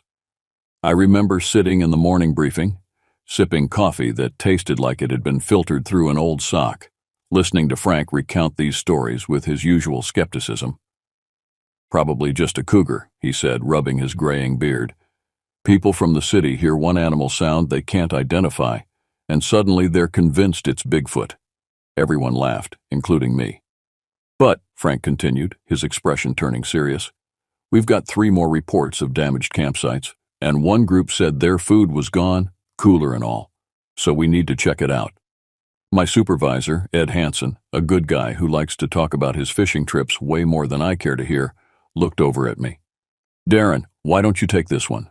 Take the northwest quadrant tomorrow, see what's going on." I nodded, not thinking much of it. After the meeting, Ed pulled me aside. "Take someone with you," he said, his usual jovial expression replaced with something more concerned. "And bring a rifle. Now, I don't always carry a firearm on patrol. Most days, it's unnecessary weight." But there was something in Ed's tone that made me pause. "You think it's that serious?" I asked. Ed sighed, glancing around like he was about to share a secret. "Frank didn't want to alarm everyone, but one of the hikers found blood at their campsite. A lot of it. No sign of anyone injured, though." "Could be an animal," I suggested. "Someone shoots a deer illegally, tries to butcher it at camp?" "Maybe," Ed replied, not sounding convinced. "Just be careful out there, okay? Take Pete with you." Pete Jacobs had transferred to our station about a year earlier. The quiet type, didn't talk much about his life before joining the Park Service. He had this way of saying everything with his face, though, which usually meant I had to guess if he was amused or disgusted, sometimes both. But he was reliable, knew how to handle himself in the woods, and didn't waste time with bullshit small talk on long patrols. That night, I went back to my cabin and pulled out the topographic maps of the northwest section. It wasn't particularly remote, about 6 miles from the nearest road, but the terrain was rough, dense forest, steep ridges, and a few narrow ravines that created natural bottlenecks. Bear country for sure, maybe even mountain lion territory. As I traced possible routes with my finger, I couldn't shake a strange feeling of unease. I've spent enough time in the wilderness to trust my instincts, and something about this assignment felt off. I told myself it was nothing, probably just some aggressive black bear or a cougar that had wandered too close to human territory. I'd dealt with those before. I checked my rifle, a Remington 700 that had been my constant companion on backcountry patrols. Cleaned it, loaded it, and set it by the door. Just in case. That night I dreamt of walking through endless trees, following a trail of blood that grew wider with each step. In the dream, I could hear something moving just out of sight, keeping pace with me, watching. I woke at 4 a.m., drenched in sweat despite the cool September air coming through my cracked window. As I made coffee, I watched the sun creep over the mountains, painting the trees gold. It should have been beautiful, calming. Instead, all I could think about was that dream and what might be waiting for me in the northwest quadrant. I didn't know it then, but that sunrise would be the last normal moment I'd experience for a long time. The last moment before everything I thought I knew about these woods, about nature itself, would be turned upside down. Because what was waiting out there wasn't a bear or a cougar or anything I'd been trained to handle. It was something else entirely. I met Pete at the ranger station just after sunrise. The morning air was crisp with the first hint of autumn, and a light fog hung between the trees, giving the forest an ethereal quality that would have been beautiful under different circumstances. Pete nodded at me, his usual greeting. He was dressed in standard ranger gear, olive green uniform, sturdy boots, hat pulled low over his eyes. I noticed the rifle slung over his shoulder and the extra ammunition pouches on his belt. So Ed had briefed him too. "Mornin'," I said, checking my pack one last time. "Ready for a wild goose chase?" Pete's mouth twitched in what might have been a smile. Geese don't trash campsites. We loaded our gear into one of the park's battered jeeps and headed for the trailhead nearest to the reported incidents. The drive was quiet, with Pete staring out the window and me focusing on navigating the rutted service road. The radio buzzed occasionally with routine park communications, a reminder about a trail closure due to erosion, a question about a permit application. Normal stuff. It all felt so normal. The northwest region of Cascade Park isn't on most tourist maps. It's beautiful in that raw, untamed way that can make you feel small and insignificant. Dense stands of Douglas fir and western hemlock create a perpetual twilight beneath their canopy. The undergrowth is thick salal, Oregon grape, and sword ferns fighting for every inch of space. In some places, the moss grows so thick on the ground that it feels like walking on a sponge. We parked at the end of the service road and continued on foot, following a maintenance trail that would eventually lead us to the first reported incident site. About a mile in, Pete broke the silence. "What do you think we'll find?" he asked, his voice low as if he didn't want the forest to hear. I shrugged, adjusting my pack. "Probably just a hungry bear with bad manners. Maybe someone's illegally dumping garbage and attracting wildlife." Pete nodded, but I could tell he wasn't convinced. Neither was I, if I'm being honest. The first hour of hiking was uneventful. We checked a few regular campsites along the way, finding nothing out of the ordinary. Just as I was starting to think this might be a wasted trip, Pete stopped suddenly, holding up a hand. "You smell that?" he asked. I paused, taking a deep breath. There was something, a heavy, sickly sweet odor underneath the usual forest scents of pine and soil. It reminded me of roadkill left too long in the summer sun, but different, worse somehow. "Yeah," I nodded, my hand unconsciously moving to rest on my rifle. "Let's check it out." We veered off the main trail, following a smaller path that looked like it had seen recent use. The smell grew stronger, making my eyes water. After about a quarter mile, we found the first campsite. I've seen bear damage before. They're messy, destructive, and single-minded when food is involved. They'll rip open tents, scatter supplies, break containers, anything to get to what they're after. But this was something else entirely. When we got to the first campsite, I noticed the tents were shredded, like not the normal claw marks I'd expect from a bear. This was something else. It was almost like someone or something had torn into the fabric with precision, like it was pissed off at nylon. The destruction was methodical. The tent hadn't just been clawed open, it had been systematically dismantled, the fabric torn in long, straight lines. The sleeping bags inside had been pulled apart seam by seam. A cooler lay on its side, its contents scattered, but not in the haphazard way of an animal looking for food. It was more like someone had examined each item and then deliberately discarded it. "What the hell?" I muttered, crouching to examine the remains of a backpack. The straps had been severed cleanly, almost surgically. "This doesn't look like animal damage." Pete wrinkled his nose at the stench. "Maybe someone did this? Vandals?" I shook my head. "Out here, 6 miles from the nearest road? That's a long way to hike just to trash someone's camp." The area smelled rank too. Pete muttered something about rotting meat. He wasn't wrong. The scent was heavy, like old roadkill, but worse. And there was something else about it. Something that made the hair on the back of my neck stand up. "Let's look around," I said, standing and scanning the perimeter of the campsite. "See if we can find any tracks." We spent the next 30 minutes searching the area, looking for footprints, claw marks, scat, anything that might identify our culprit. That's when I noticed something odd. There weren't any animal tracks.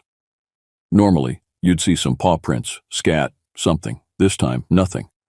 It was like whatever did this wasn't even touching the ground. That should have been my first clue to turn back. But I'm an idiot, remember? "We should follow the trail," I said, pointing to what looked like a drag mark leading away from the campsite. "See where it goes?" Pete hesitated, his face unreadable. "You sure that's a good idea?" I wasn't, not really, but I had a job to do. "Probably not, but we need to figure out what's going on here. What if there are hikers in trouble? He nodded reluctantly, and we set off, following the trail deeper into the forest. The path took us away from the established trails into denser, older growth. The trees here were massive, creating a cathedral-like space beneath their branches.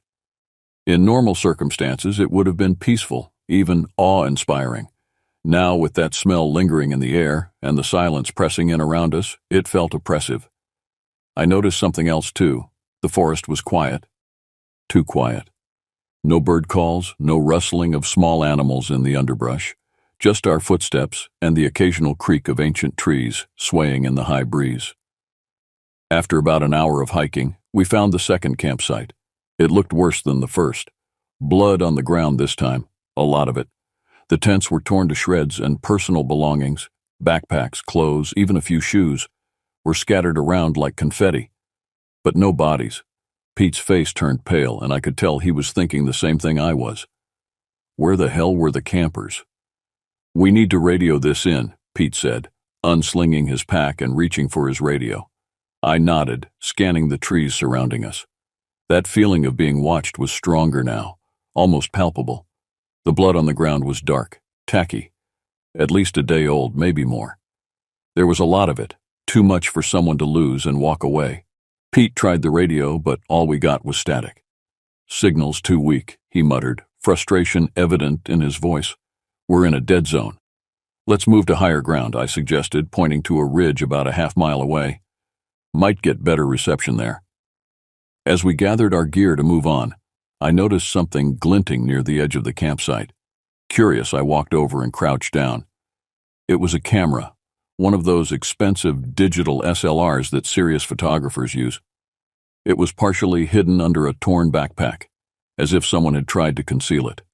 The lens was cracked, and there were dark smudges on the body that I didn't want to think too hard about. "Pete," I called, holding up the camera. "Look at this." He came over, eyeing the device warily. "Think it still works?" I pressed the power button, surprised when the screen lit up. The battery indicator showed nearly full. "Let's see what's on it," I said, navigating to the gallery. The most recent photos were landscapes, stunning shots of the mountains at sunset, a close-up of dew on a spider's web, a time-lapse of stars wheeling overhead. Typical photographer stuff. But then the images changed. The last dozen photos were taken in rapid succession, the timestamps just seconds apart. They started normal enough. A shot of the campsite at dusk, the photographer's companion smiling next to a newly built fire. But then they became erratic, blurry, as if taken in panic. The final image made my blood run cold. It showed a figure at the edge of the campsite, partially obscured by trees. Tall, unnaturally thin, with limbs that seemed too long for its body. The image was blurry, the lighting poor, but there was no mistaking the wrongness of the figure's proportions. "What the hell is that?" Pete whispered, leaning in to get a better look. I shook my head, unable to find words. It wasn't a bear. It wasn't a person either, not any person I'd ever seen. Just then, a twig snapped in the forest behind us. We both whirled around, rifles coming up instinctively. Nothing, just trees and shadows. But I couldn't shake the feeling that something had just been there, watching us, and maybe it still was. "We need to get to higher ground," I said again, my voice steadier than I felt. "Now." Pete nodded, his eyes still scanning the tree line. "Yeah, let's move." We set off toward the ridge, moving faster now, the weight of our packs and the rough terrain forgotten in our urgency. The camera was tucked safely in my pocket, its final image burned into my memory. Whatever had happened here, whatever had torn apart these campsites and left blood on the ground, it wasn't a bear or a cougar or any animal I knew. And I had a sinking feeling that we were about to find out exactly what it was. The climb to the ridge was steeper than it looked, the ground slick with decaying leaves and moss. Every few minutes, one of us would stop and scan the forest behind us, that prickling sense of being watched never fading. Twice I thought I saw movement in the trees, just a flash of something pale, there and gone too quickly to identify. "You see that?" I asked Pete after the second time. He nodded grimly. "Something's following us." When we finally reached the top of the ridge, Pete immediately tried the radio again. This time the static gave way to a crackling voice. Ed, back at the station. The signal was weak, though. Classic Park Service radio. They work just fine when you're in the station, but crap out the moment you need them. Repeat, this is base. Darren, Pete, do you copy? Ed's voice came through in broken fragments. Ed, this is Darren. We've got a situation out here, I said, speaking clearly and slowly. 2 campsites destroyed. Signs of violence, possible injuries or fatalities. No bodies found yet. Break up, say again. Sending backup. The transmission faded into static. Ed's voice crackled through, but we couldn't make out much. Something about sending more help, but it was choppy. Pete looked at me and shrugged. That's helpful, he grumbled, his voice low. I laughed, but it came out hollow. Yep, Ed's probably sending us a search party right now. They'll show up when we're both dead. We checked our map, trying to decide on the best course of action. Standard procedure would be to head back to the trailhead and wait for backup. But there could be injured hikers out there, people who needed our help. And that drag trail we'd been following, it had to lead somewhere. What do you think? I asked Pete, knowing what my own instincts were telling me. He stared at the map for a long moment, then out at the vast expanse of forest spreading below us. We should follow the trail, he said finally. At least until we find out what happened to those campers. I nodded, relief mingling with dread in my chest. Relief because it was the right call. Dread because every step deeper into these woods felt like walking into a trap. We made our way back down from the ridge, rejoining the trail we'd been following. The drag marks were clearer now, the ground disturbed in a way that suggested something heavy had been pulled along it. The smell was stronger too, that sick, sweet stench of decay that seemed to cling to the inside of my nostrils. The deeper we went, the worse the smell got. The forest around us had changed too. The trees here were older, massive trunks reaching up toward a canopy so thick it left the forest floor in permanent twilight. Moss draped from branches like funeral shrouds, and the undergrowth had thinned, as if nothing could grow in this perpetual gloom. That's when we heard it.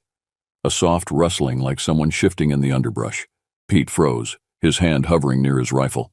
What the hell was that? I whispered. Before Pete could answer, a figure darted across the path, fast as hell, too fast. I caught just a glimpse, something hunched over, almost humanoid but twisted, deformed. Pete didn't hesitate. He raised his rifle, but whatever it was had already disappeared into the trees. Now I've seen some weird animals in my time, but this thing wasn't right. It moved like a person, but in that jerky, unnatural way that makes your skin crawl. Pete looked at me, his eyes wide. For the first time since I'd known him, I saw fear. We should head back, Pete said, his voice barely above a whisper. I wanted to agree. Every part of me screamed to get the hell out of there, but my dumbass sense of duty kicked in. We were rangers. We were supposed to protect these woods, the people who visited them, and we still hadn't found the missing campers. Against my better judgment, I nodded toward the trail. We've come this far. We moved slower after that, more cautious. My rifle felt heavier in my hands, and I could feel the sweat running down my back, mixing with the cold September air. Every sound, the wind, the rustling of leaves, felt like it was hiding something more sinister. The trail led us to a small clearing. At first, I didn't comprehend what I was seeing. The ground was dark with dried blood, and scattered around were pieces.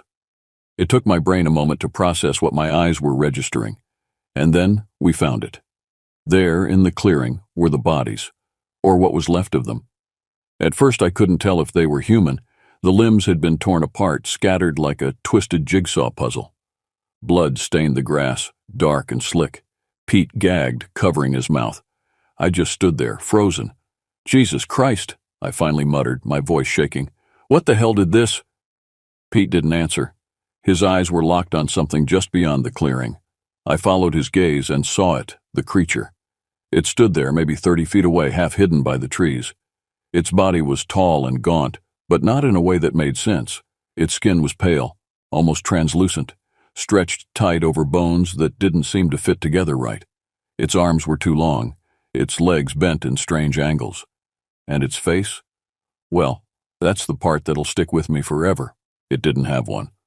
Or if it did, It was more of a twisted approximation of a human face, like someone had tried to mold it out of clay but gave up halfway through. Where eyes should have been, there were just dark sunken pits.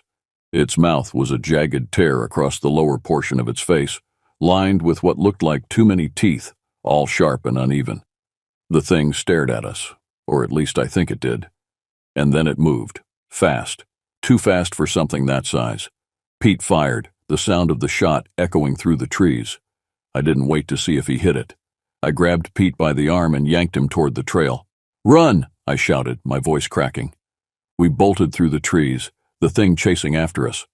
I could hear it crashing through the underbrush, moving in that unnatural way that made my stomach twist. Pete was ahead of me, his legs pumping like his life depended on it, because it did. I risked a glance back and immediately wished I hadn't. The creature was gaining on us, moving with a jerky, spider-like gait that defied natural movement. Its limbs bent at impossible angles, propelling it forward with terrifying speed.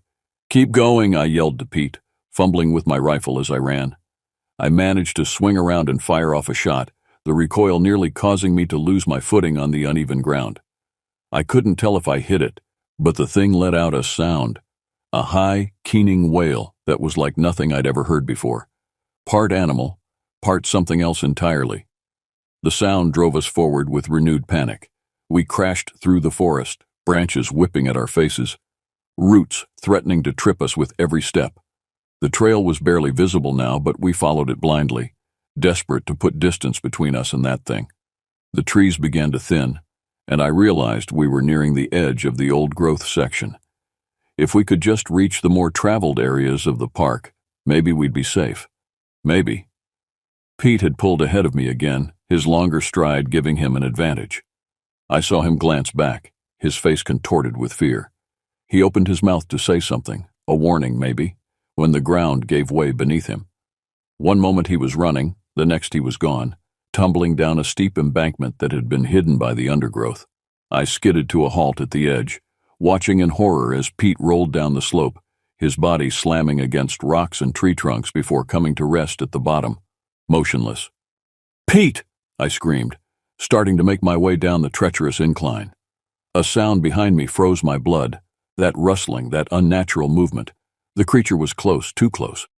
I turned slowly, rifle raised, and found myself staring directly at it. It stood just yards away, its grotesque form fully visible in the dappled sunlight filtering through the canopy. Up close, it was even more horrifying.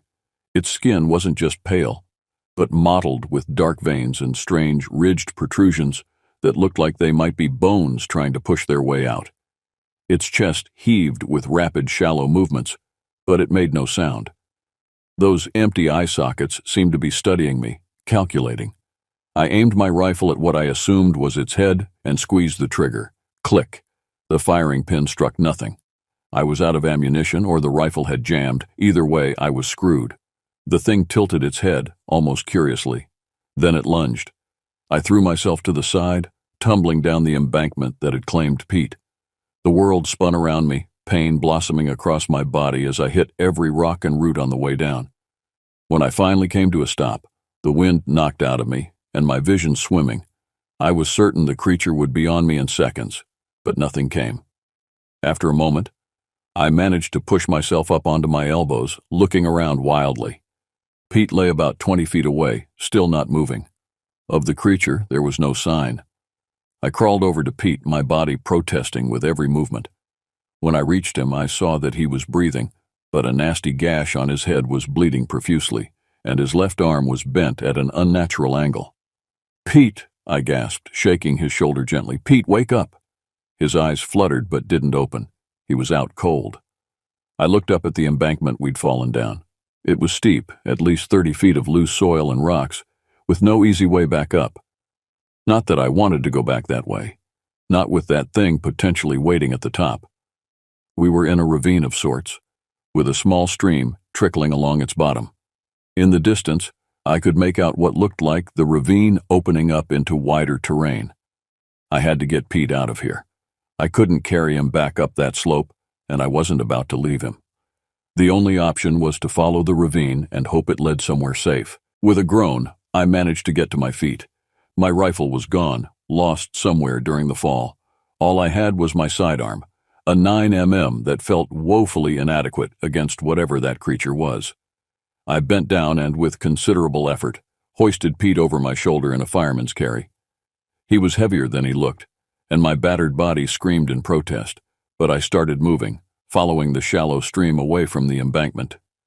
Every few steps, I would look back, dreading the sight of that pale, twisted form appearing at the top of the ravine. But the forest above remained still and silent, too silent.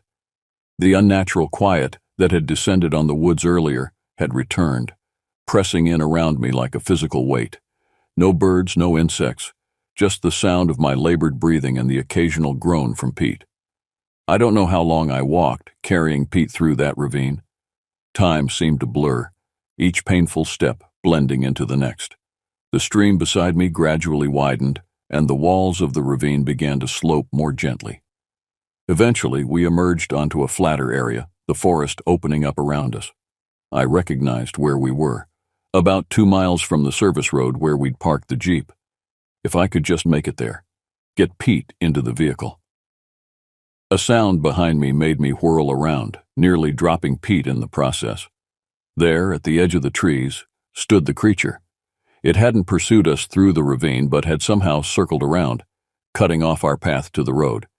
It stood perfectly still, those empty eye sockets fixed on us.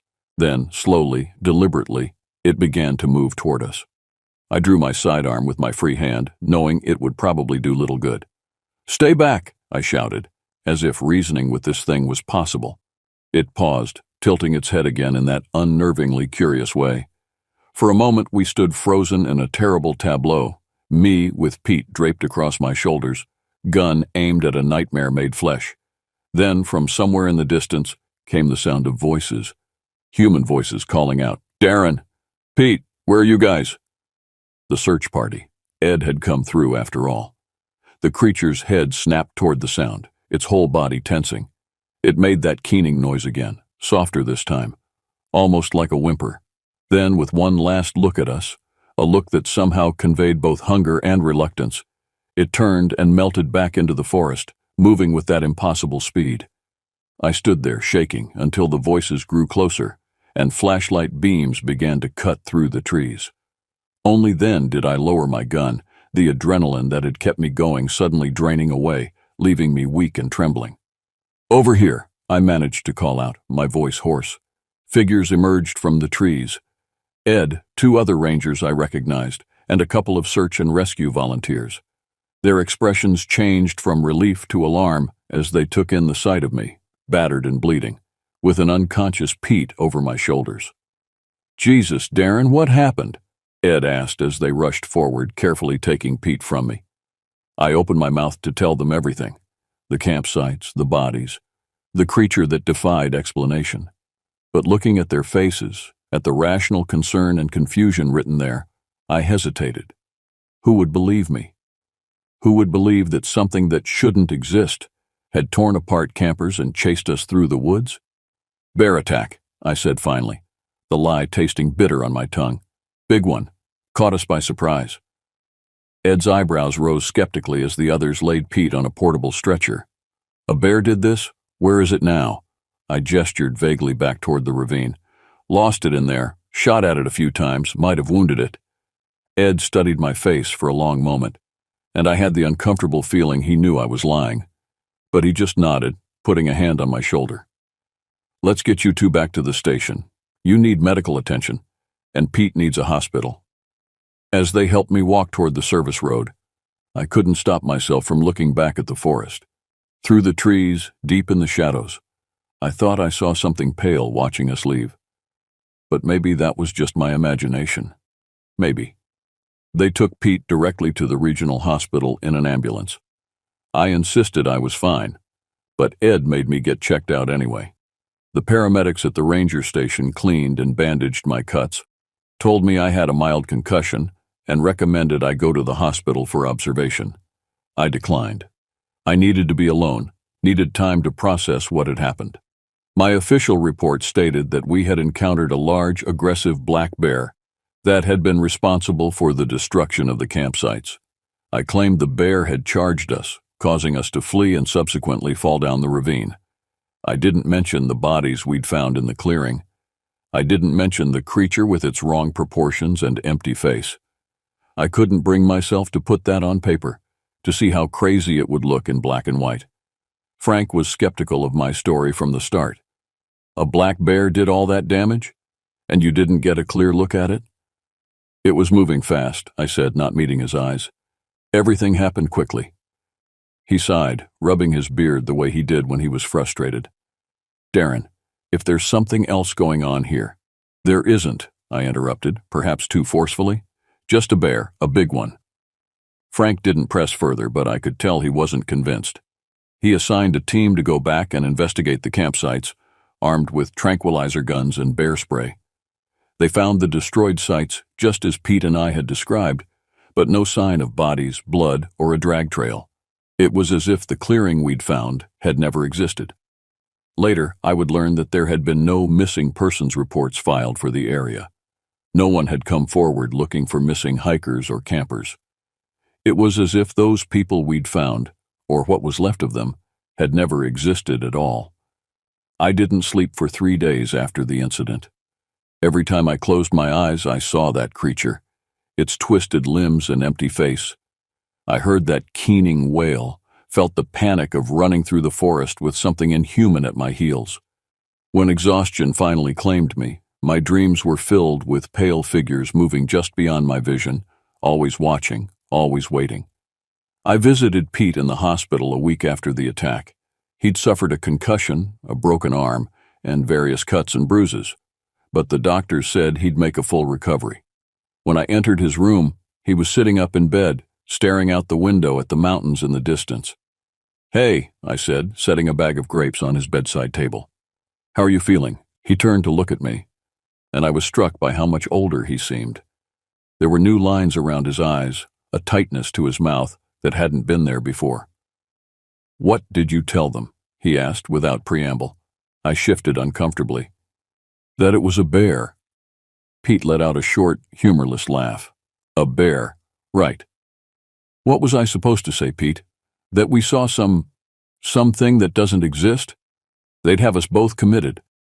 He was quiet for a long moment, his gaze returning to the window. "I'm quitting," he said finally.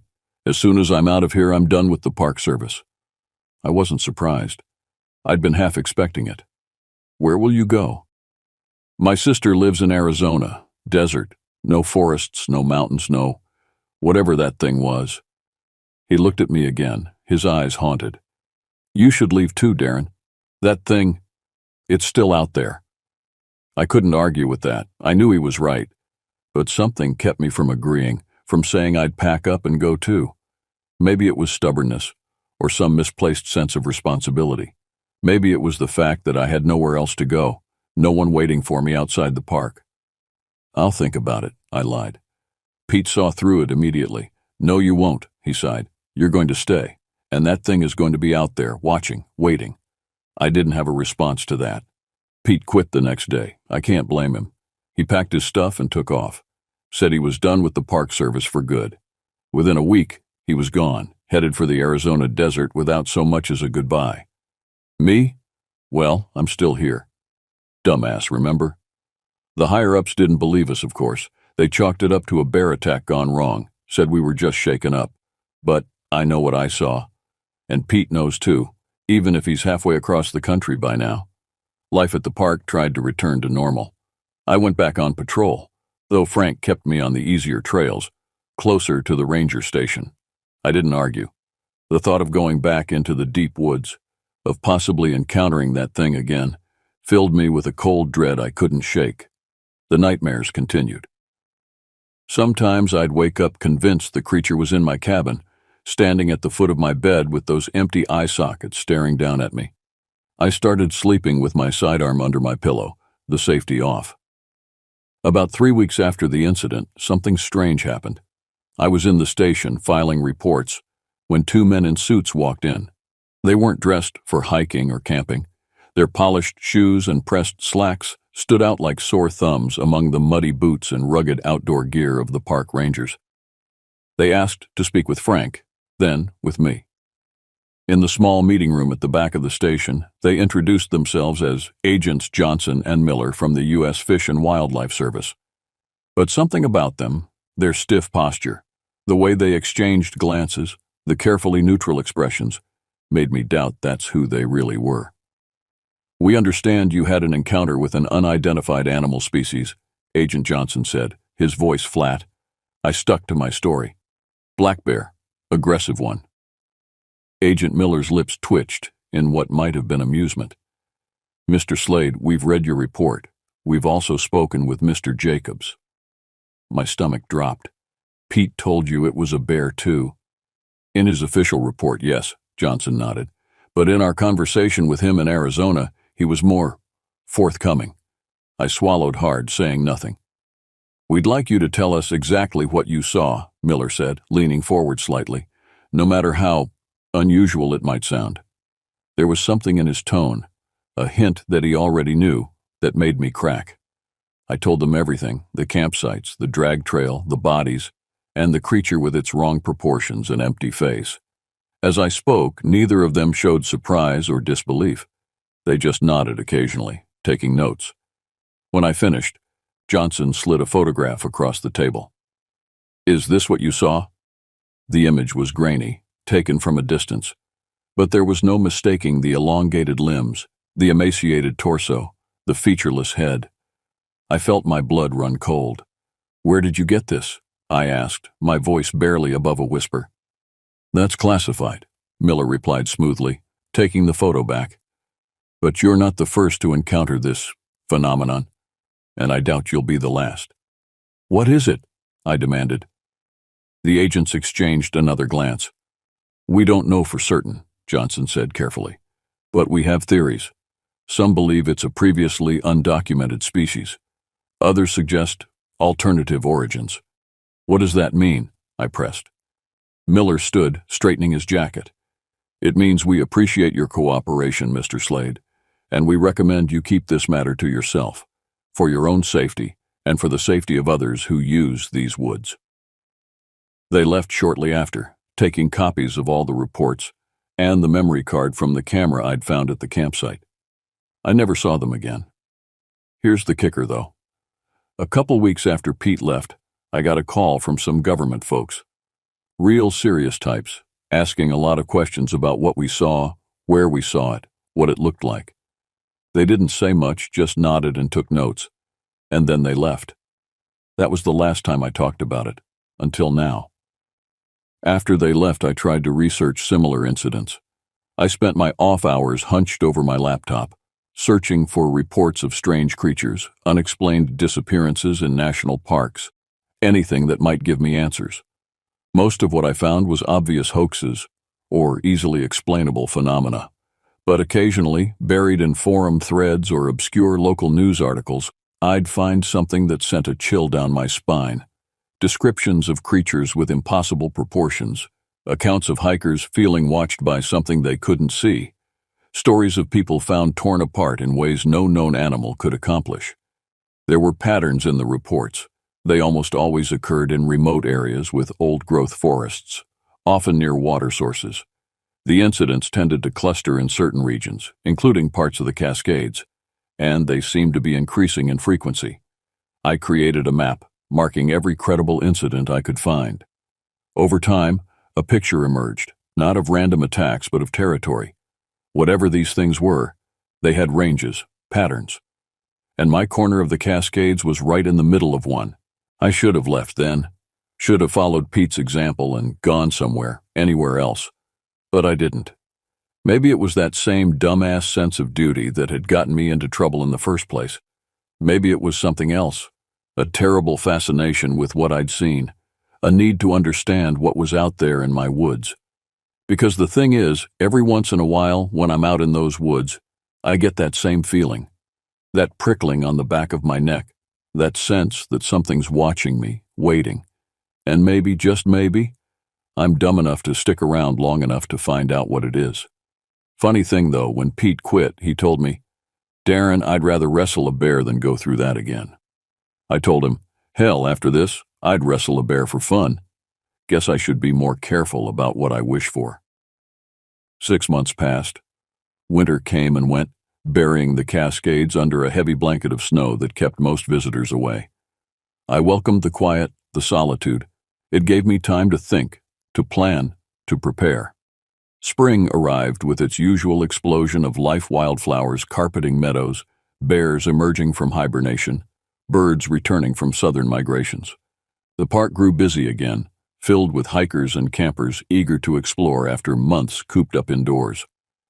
I'd managed to convince myself that what happened that day in September was a one-time encounter.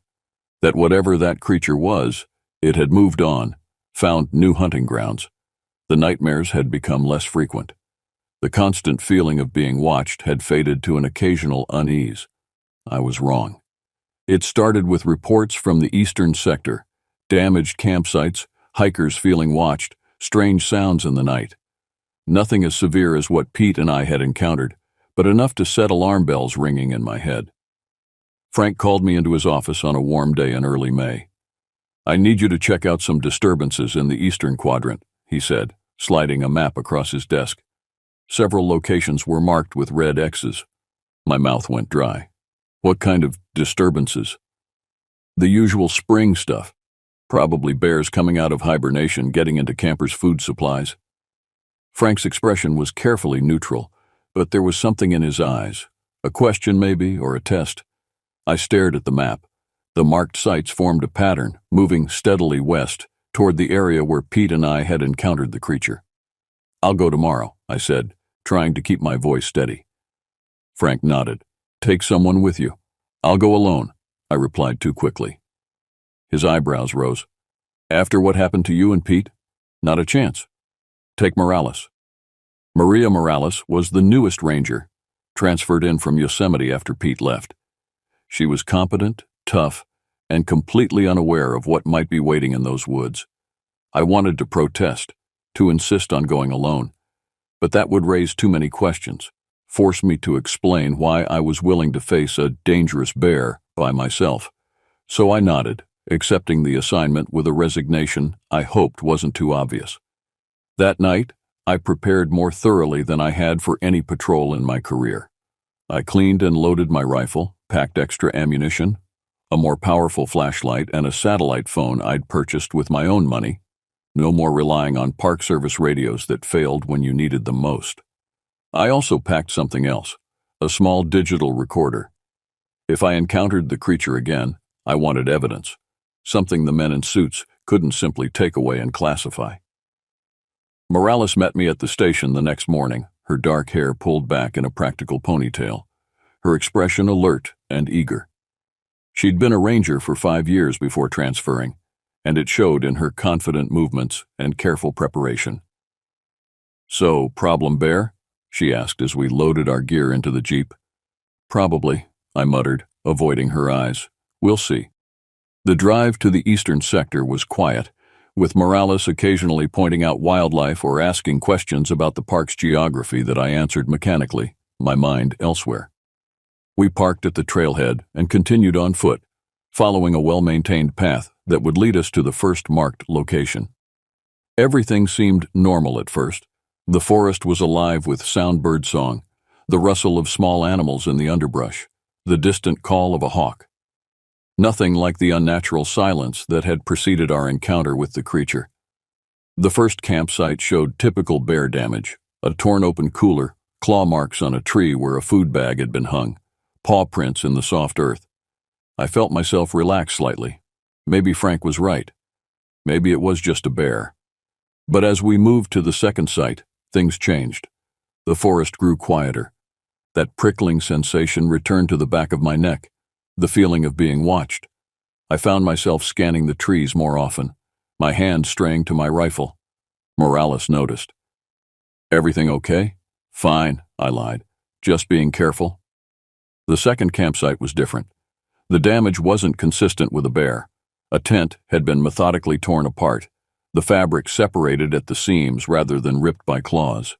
Personal items were scattered in that deliberate way I remembered from before, as if something had examined each object before discarding it. And there was that smell, that sickly sweet odor of decay that had haunted my nightmares. "What kind of bear does this?" Morales asked, crouching to examine the remains of a backpack. Not a bear, I said quietly. She looked up, surprised. Then what? I opened my mouth, then closed it again. What could I say? That I thought it was some impossible creature that shouldn't exist? That men in suits had interviewed me about it but refused to explain what it was? I'm not sure, I said finally, but we should be careful. Morales nodded, her hand moving to rest on her sidearm. She might not know what we were dealing with, but she was smart enough to sense that something was wrong. We continued to the third site, moving more cautiously now. The feeling of being watched intensified, and the forest had fallen completely silent.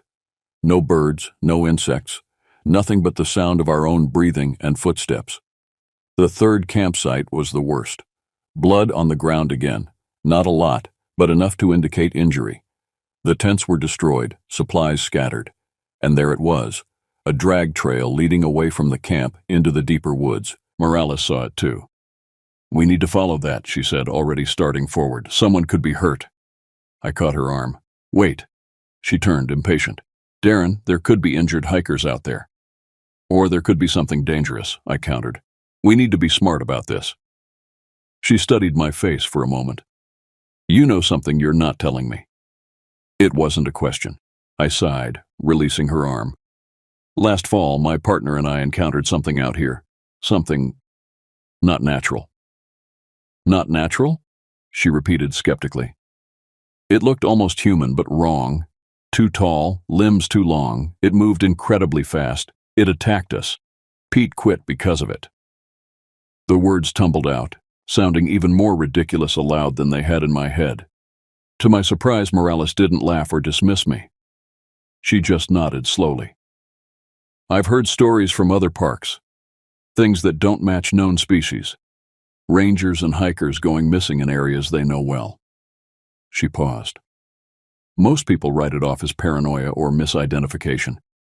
But not everyone. You believe me? I asked, stunned. She shrugged. I've seen enough weird shit in my years as a ranger to know the woods hold secrets, and I trust your experience more than I trust rumors about bears. Relief washed over me. Then you understand why we need to be careful. Absolutely, she agreed. But we still need to check for survivors. That's our job. She was right, of course. Despite the danger, we couldn't just turn back. Not if there was a chance someone needed our help. We'll follow the trail, I conceded. But we stay together, move slowly. And at the first sign of trouble, we retreat. Agreed? Agreed, Morales nodded, drawing her sidearm. Lead the way.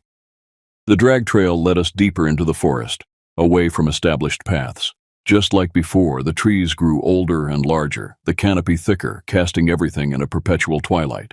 The smell of decay grew stronger. I kept the satellite phone in one hand, rifle in the other, ready to call for help at the first sign of the creature.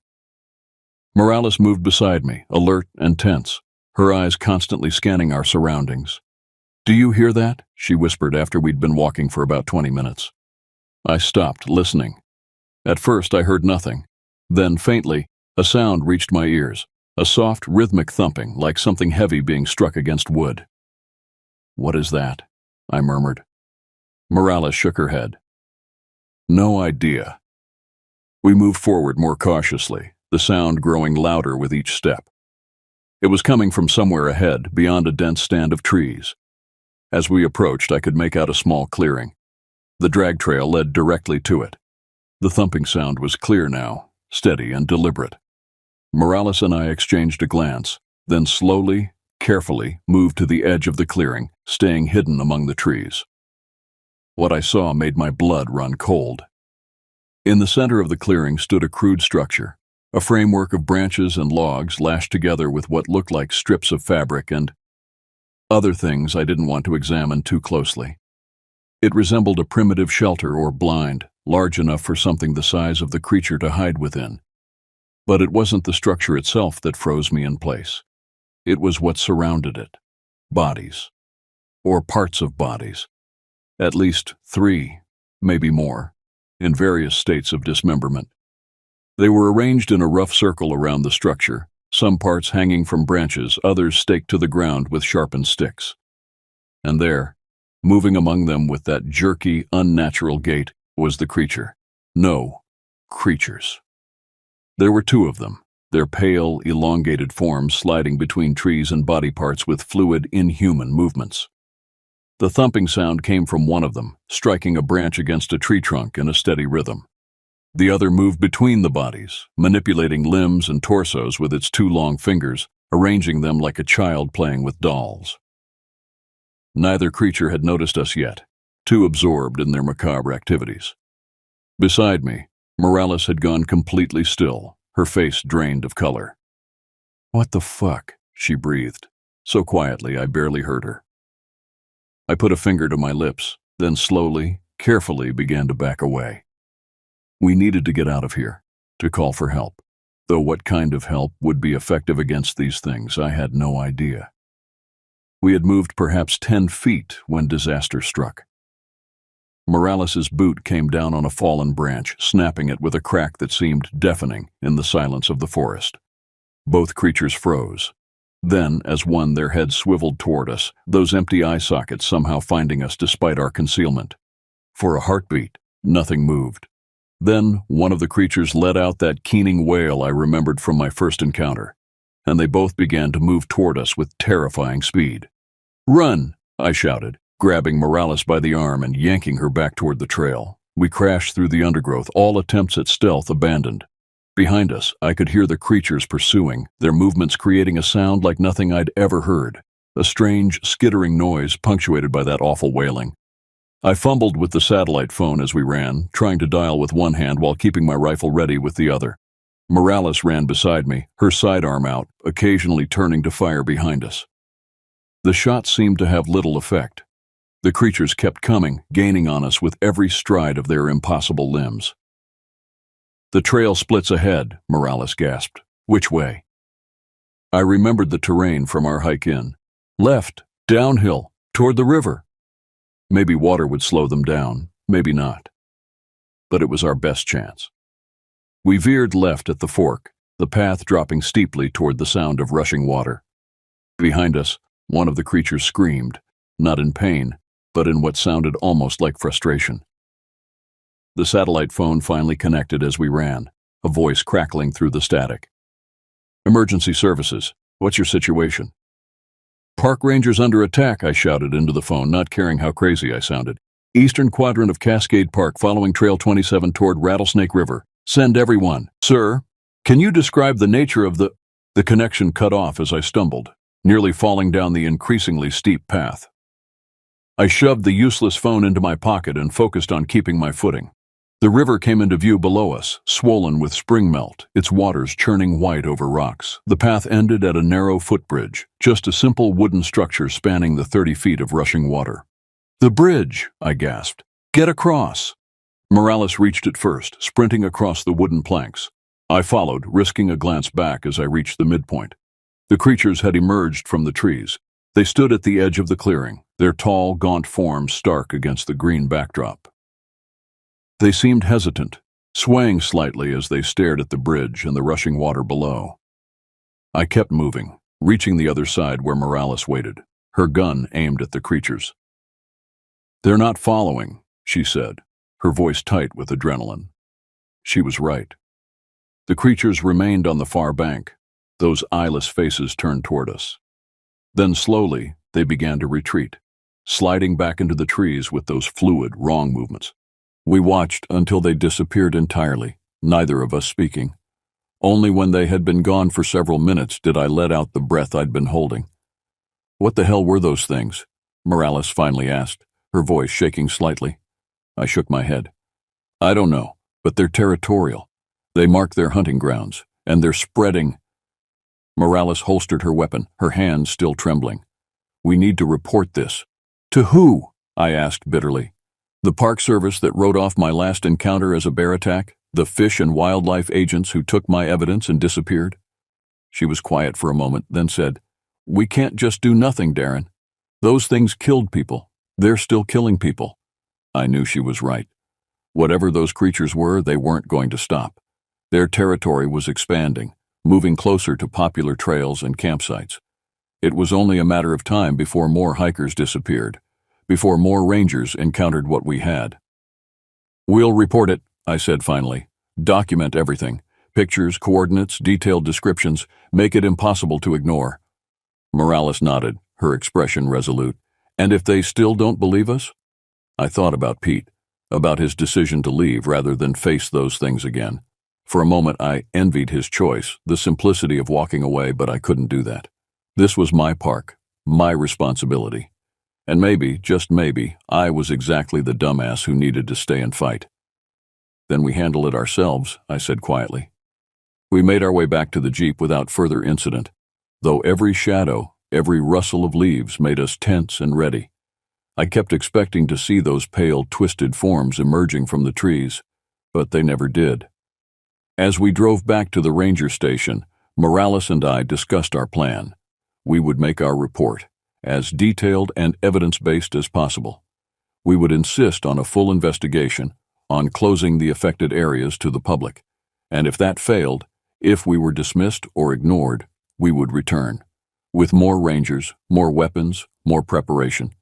Because the creatures, whatever they were, had to be stopped before they claimed more victims. I'd spent 6 months trying to forget what I'd seen, to convince myself it was a one-time encounter. No more.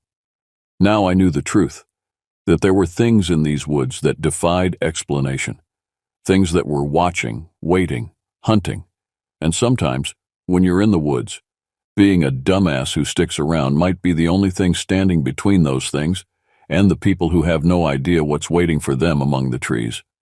Because the thing is, every once in a while when I'm out in those woods, I get that same feeling, that prickling on the back of my neck, that sense that something's watching me, waiting. And maybe, just maybe, I'm dumb enough to stick around long enough to find out what it is. Funny thing though, when Pete quit, he told me, "Darren, I'd rather wrestle a bear than go through that again." I told him, "Hell, after this I'd wrestle a bear for fun." Guess I should be more careful about what I wish for, because the bears aren't what I'm worried about anymore. It's the things that move like broken puppets, the things with no faces, the things that are watching from the trees. They're still out there, waiting. And so am I. I'm going to be honest with you. Being a cop in a small town isn't glamorous. It's not like the movies where every day is a shootout or a high-speed chase. It's mostly handling neighbor disputes over where someone's fence ends or someone's dog barking too much. My name's Lucas Giroux, and I've been wearing the badge for 9 years here in Chesterville, Louisiana. Population about 2,000, give or take. I love this town. It's quiet, peaceful for the most part, and I like that.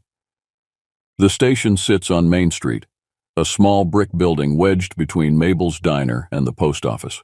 Most days I spend my shifts driving the same routes, nodding to the same people and filing the same reports.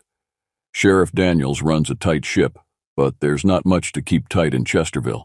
We've got a total of 5 officers, including myself and the sheriff. That's more than enough for a place where the biggest crime is usually teenagers stealing beer from the gas and go. I grew up here, left for a few years to join the Army, then came back when my father got sick. He passed a year after I returned, but by then, I'd already settled back into the rhythm of small-town life. Got the job with the sheriff's department, bought a small house on Cypress Lane, and fell into a comfortable routine. My house isn't much, 2 bedrooms, 1 bath, with a small porch where I sit most evenings with a beer, watching the sun set over Lake Vere. The lake's always been the heart of Chesterville. People fish there, swim there, take their boats out on lazy Sunday afternoons. It's beautiful, but there's something about it that's always made me uneasy. The water's so dark you can't see more than a foot down, and the cypress trees that ring it cast these long shadows that seem to reach out like fingers as the day fades. Before 2013, I'd never given much thought to what might be lurking in those shadows. Alligators, sure. Snakes, definitely. But nothing that couldn't be explained by basic biology. Nothing that would keep me up at night, staring at the ceiling, listening for sounds outside my window. The morning of that Thursday started like any other. I rolled out of bed at 5:30, made coffee, and sat on my porch watching the mist rise off the lake. Mrs. Thibodeau from next door waved as she collected her newspaper, and I waved back.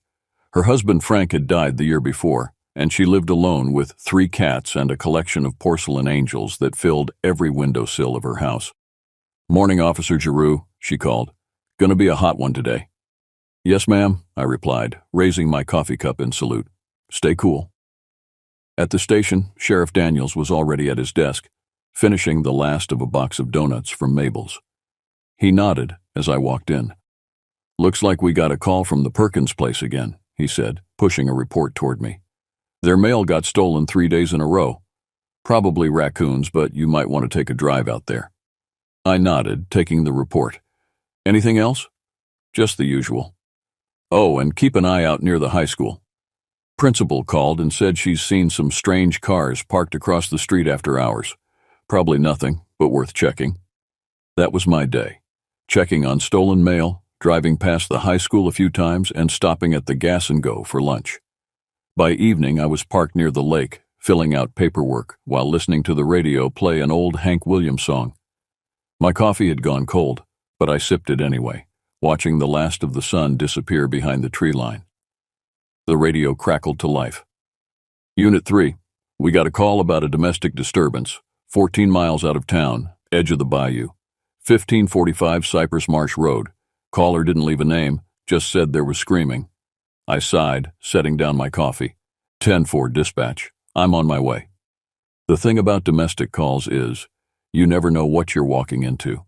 Could be nothing but a couple having a loud argument. Could be someone getting the hell beat out of them. Either way, it wasn't something I could ignore, even if it was at the ass end of nowhere. As I started the cruiser, I had this feeling in my gut. Not exactly dread, but something close to it. Like when you know a storm's coming before the first thunder rolls in. I shook it off, chalking it up to the cold coffee and the fact that I was missing the baseball game on TV. Little did I know that feeling wasn't just indigestion or disappointment. It was a warning, and I should have listened. The drive out to Cypress Marsh Road took longer than I expected. The main highway gave way to parish roads, which eventually turned into little more than dirt paths cutting through the swamp. My cruiser's headlights carved a tunnel through the darkness, barely illuminating the overgrown vegetation that pressed in from both sides. I'd been out this way before, but not often. Not many people lived this far from town. Just a few old-timers who'd been here longer than anyone could remember, and the occasional drifter looking for a quiet place to disappear. The houses, if you could call them that, were mostly ramshackle cabins set back from the road, hidden by the trees and the constant mist that rolled in from the swamp at night. The radio had gone silent, nothing but static this far out. I tried calling back to dispatch, but all I got was a crackle of white noise. Great. So I was on my own. The address, 1545 Cypress Marsh Road, turned out to be one of those places that doesn't really have a proper address. No mailbox, no house number, just a barely visible turnoff, marked by 3 notches cut into a cypress tree. If I hadn't been looking for it, I would have missed it completely. My cruiser crawled down what might generously be called a driveway, though it was more like 2 tire tracks cutting through the undergrowth. Branches scraped against the sides like fingernails, and the headlights bounced off the dense fog that had settled over everything. The smell hit me first when I rolled down my window to get a better look. That distinct bayou scent, rotting vegetation, stagnant water, and something else I couldn't quite place. Something metallic like blood or rust. The cabin appeared suddenly, looming out of the mist. It was a single-story structure, the wood gray and weathered, the tin roof patched in places with what looked like sheet metal and tar. A dim light flickered behind curtained windows, casting moving shadows across the front porch. I parked, leaving the cruiser's headlights on to illuminate the approach.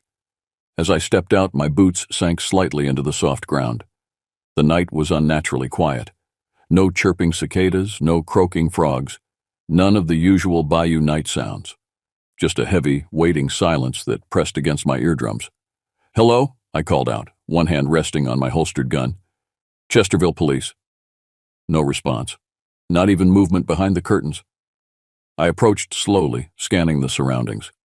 The property was cluttered with the usual rural detritus, a rusted-out truck up on blocks, various engine parts scattered across what might have once been a lawn, a stack of lobster traps, even though we were miles from the Gulf. The porch steps creaked under my weight. Old wood, probably rotting from years of humidity. The door was solid, though, newer than the rest of the house, with a deadbolt lock that also looked recently installed. I knocked firmly. Police. Anyone home? That's when I heard it. A scraping noise from inside. Heavy, deliberate. Something being dragged across the floor. Then silence again. "I'm responding to a report of a disturbance," I called out, louder this time. "Open the door, please." More scraping, followed by a thud. Then what sounded like breathing. Deep, ragged breathing just on the other side of the door. The hairs on the back of my neck stood up. In 9 years of police work, I developed a pretty good instinct for danger. Right now, every nerve in my body was telling me to get back in my car and drive away. But that's not what they pay me for. I tried the doorknob, locked as expected. I moved to the nearest window, trying to peer through a gap in the curtains. All I could make out was a dim interior, what looked like sparse furniture, and shadows that seemed to move independently of the flickering light source. Protocol said I should go back to my car, call for backup, and wait. But my radio wasn't working, and whatever was happening inside might not wait for the 30-minute drive back to where I could get a signal, then the 30-minute drive back with help. So I circled the cabin, looking for another way in, or at least a better view of what I was dealing with. The side windows were boarded up from the inside, which struck me as odd. Usually people board windows from the outside to keep others out, not from the inside to keep something in. As I rounded the back of the cabin, my flashlight beam caught something on the ground. Footprints in the soft mud. But not normal footprints. These were large, much larger than my size 11 boots, and had an unusual shape. The toe area splayed out into what looked like claws, and they were bipedal, 2 legs, not 4. My first thought was bear, but bears don't typically walk on just their hind legs for any distance. And these prints were clearly from something that was walking upright, stride after stride, leading up to the cabin's back door. The back door hung partially open, its frame splintered like something had forced its way in, or out. I drew my weapon, heart hammering in my chest. 9 years on the force, and I'd pulled my gun maybe 3 times, never fired it outside the range. But something told me I might need it now. "Police officer," I called out again, pushing the door open wider with my foot. "Anyone inside?" The smell that hit me made my eyes water. A putrid mix of decay, wet animal fur, and that same metallic tang I'd noticed earlier, but stronger now. Much stronger. My flashlight beam cut through the darkness of what appeared to be a kitchen. An old stove, a refrigerator humming loudly, dirty dishes piled in a sink. Normal, until you noticed the deep gouges in the wooden table, like something had clawed through it, or the dark spatters across the wall that looked suspiciously like blood. I moved deeper into the cabin, each step careful, deliberate. The scraping sound had stopped, but I could still hear that breathing, coming from somewhere ahead. "This is Officer Giroux with the Chesterville Police," I said, trying to keep my voice steady. "I need whoever's here to identify themselves." A soft noise from the next room made me freeze, not breathing this time, something else, something that sounded almost like chewing. With my gun raised, I stepped into what must have been the main room of the cabin. And that's when my world changed forever. The first thing my flashlight illuminated was blood. So much blood. It was everywhere, pooled on the warped wooden floorboards, splattered across the walls, soaked into an old couch against the far wall. The coppery smell was overwhelming now, making my stomach turn. But it was what was in the center of the room that made me stop breathing. A man, or what remained of one, lay sprawled on his back. His chest cavity had been torn open, ribs splayed outward like a grotesque flower blooming from his torso. Internal organs were strewn around him, some partially eaten. His face was mostly gone, just a red ruin where features should have been. One arm was completely severed, lying several feet away from the body. I'd seen dead bodies before, car accidents, an occasional suicide, one drug overdose that had gone undiscovered for days in the summer heat. But nothing like this. Nothing that looked like something had purposefully torn a human being apart. And then I saw what had done it. It was crouched in the corner, partially hidden by shadows, but my flashlight caught its outline. At first, my brain tried to make sense of it. A bear maybe, or some kind of large feral dog. But as it slowly turned toward me, I realized it was neither. The thing was massive, easily 7 or 8 feet tall, even in its crouched position. Its body was covered in matted fur, dark brown or black, hard to tell in the dim light. But its face, God, its face. It was almost human-like in structure, but twisted, elongated, with a protruding snout full of teeth that were too long, too sharp for any natural creature. Its eyes reflected the light from my flashlight, glowing an unnatural yellow-green. It had been hunched over the man's body, and as it turned to face me, I could see blood and other matter dripping from its jaws. Those eyes locked onto mine, and I swear I saw recognition there. Not the mindless stare of an animal, but something intelligent, calculating. For what felt like an eternity, we just stared at each other. My gun was raised, but my finger was frozen on the trigger. Some primal part of my brain was screaming at me to run, but I couldn't move, couldn't even breathe. Then it stood up, on 2 legs, like a man.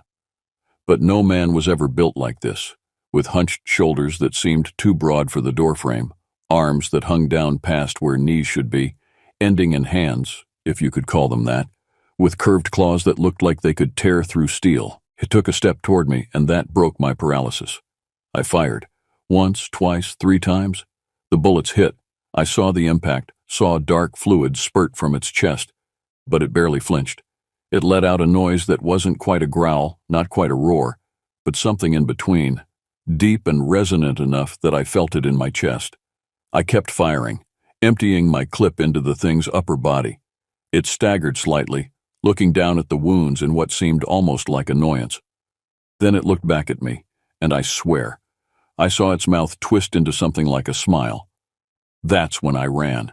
I turned and bolted back through the kitchen, hearing it crash into furniture behind me as it gave chase.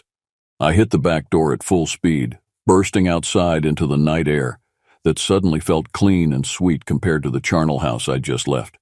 My cruiser was around front, but I knew I wouldn't make it in time. The thing was fast, much faster than something of its size should be. I could hear it right behind me, its breathing heavy and wet. I veered into the trees instead, hoping to lose it in the undergrowth. My uniform caught on branches, tearing as I pushed through, but I didn't slow down. The beam of my flashlight bounced wildly as I ran, barely illuminating the ground ahead of me, causing me to stumble over roots and fallen logs. Behind me, I could hear it moving through the trees with much more ease than I was, breaking branches that I had to dodge, covering ground quickly despite its bulk. I burst into a small clearing and realized my mistake immediately. I'd lost my cover, and worse, I recognized where I was. I'd run in a circle, coming back around to the front of the property. My cruiser sat about 50 yards away, headlights still on, a beacon of safety if I could just reach it. But the thing was between me and the car now, emerging from the trees with that same terrible, almost smile on its face. It knew it had me cornered. In desperation, I reached for my backup weapon, a small .38 revolver I kept in an ankle holster. Not standard issue, but Sheriff Daniels had a don't ask, don't tell policy about backup weapons. I'd never been more grateful for that than I was at that moment. The creature charged, moving with a loping gait that ate up the distance between us in seconds. I fired the revolver directly at its face, the flash briefly illuminating those terrible features in stark relief. It recoiled, letting out a shriek that sounded horribly like a human scream of pain. I'd hit it in the eye, I realized, as it clawed at its face with those massive hands. That was my chance. I ran, not toward the cruiser. It was still between me and the vehicle, but toward the cabin. If I could get inside, barricade the door somehow. I'd almost reached the porch when something hit me from behind, sending me sprawling face first into the dirt. Hot breath on my neck, the weight of the creature pinning me down. This was it. I was going to end up like the poor bastard inside, torn apart, my insides strewn across the ground. But instead of tearing into me, the creature leaned close to my ear and made a sound that froze my blood more than any growl or roar could have. It spoke, not in words, exactly, but in a series of sounds that had rhythm and intent behind them, too deliberate to be random animal noises. It was trying to communicate something. Then, as suddenly as it had tackled me, the weight was gone. I rolled over, expecting to see it poised to attack, but instead, it was backing away, still making those strange sounds. It reached up with one clawed hand and touched its injured eye, then pointed at me. Message received. You hurt me. I could have hurt you, but I didn't. It backed up several more steps, then turned and loped toward the tree line, disappearing into the darkness with a speed that seemed impossible for something so large. I lay there for several minutes, afraid to move in case it was watching, waiting for me to think I was safe. Finally, I gathered enough courage to stand on shaky legs and stagger to my cruiser. The keys were still in the ignition. I locked the doors, started the engine, and reversed down the driveway so fast I nearly hit a tree. I didn't slow down until I reached the main road, and even then, I kept glancing in my rearview mirror, expecting to see that shape lumbering after me. But there was nothing there, just darkness and the mist rising from the swamp. When I finally reached an area with radio reception, I sat in my idling cruiser, trying to decide what to say. The truth seemed impossible. Who would believe me? But I had to report something. There was a dead man back there, torn apart by... what? Not a bear, not a wolf, not anything I had a name for. In the end, I made the call that would change everything that came after. Dispatch, this is Unit 3. I need backup and a medical examiner at 1545 Cypress Marsh Road. Possible homicide. Victim appears to have been attacked by an animal, some kind of large predator, possibly a bear. Not the whole truth, but enough of it that I could sleep at night. Or so I thought. I didn't sleep that night. How could I? Every time I closed my eyes, I saw that thing's face, those teeth, those eyes that looked at me with too much intelligence for an animal. I sat on my porch until dawn, a shotgun across my lap, jumping at every sound from the surrounding woods. The official investigation began the next morning. Sheriff Daniels picked me up himself, eyeing the shotgun I was still clutching as I got into his truck. Rough night? He asked, not unkindly. You have no idea, I replied, my voice hoarse from lack of sleep. The crime scene looked different in daylight, less menacing, more pathetic. The cabin stood in a small clearing, surrounded by cypress trees dripping with moss. Yellow police tape fluttered in the breeze.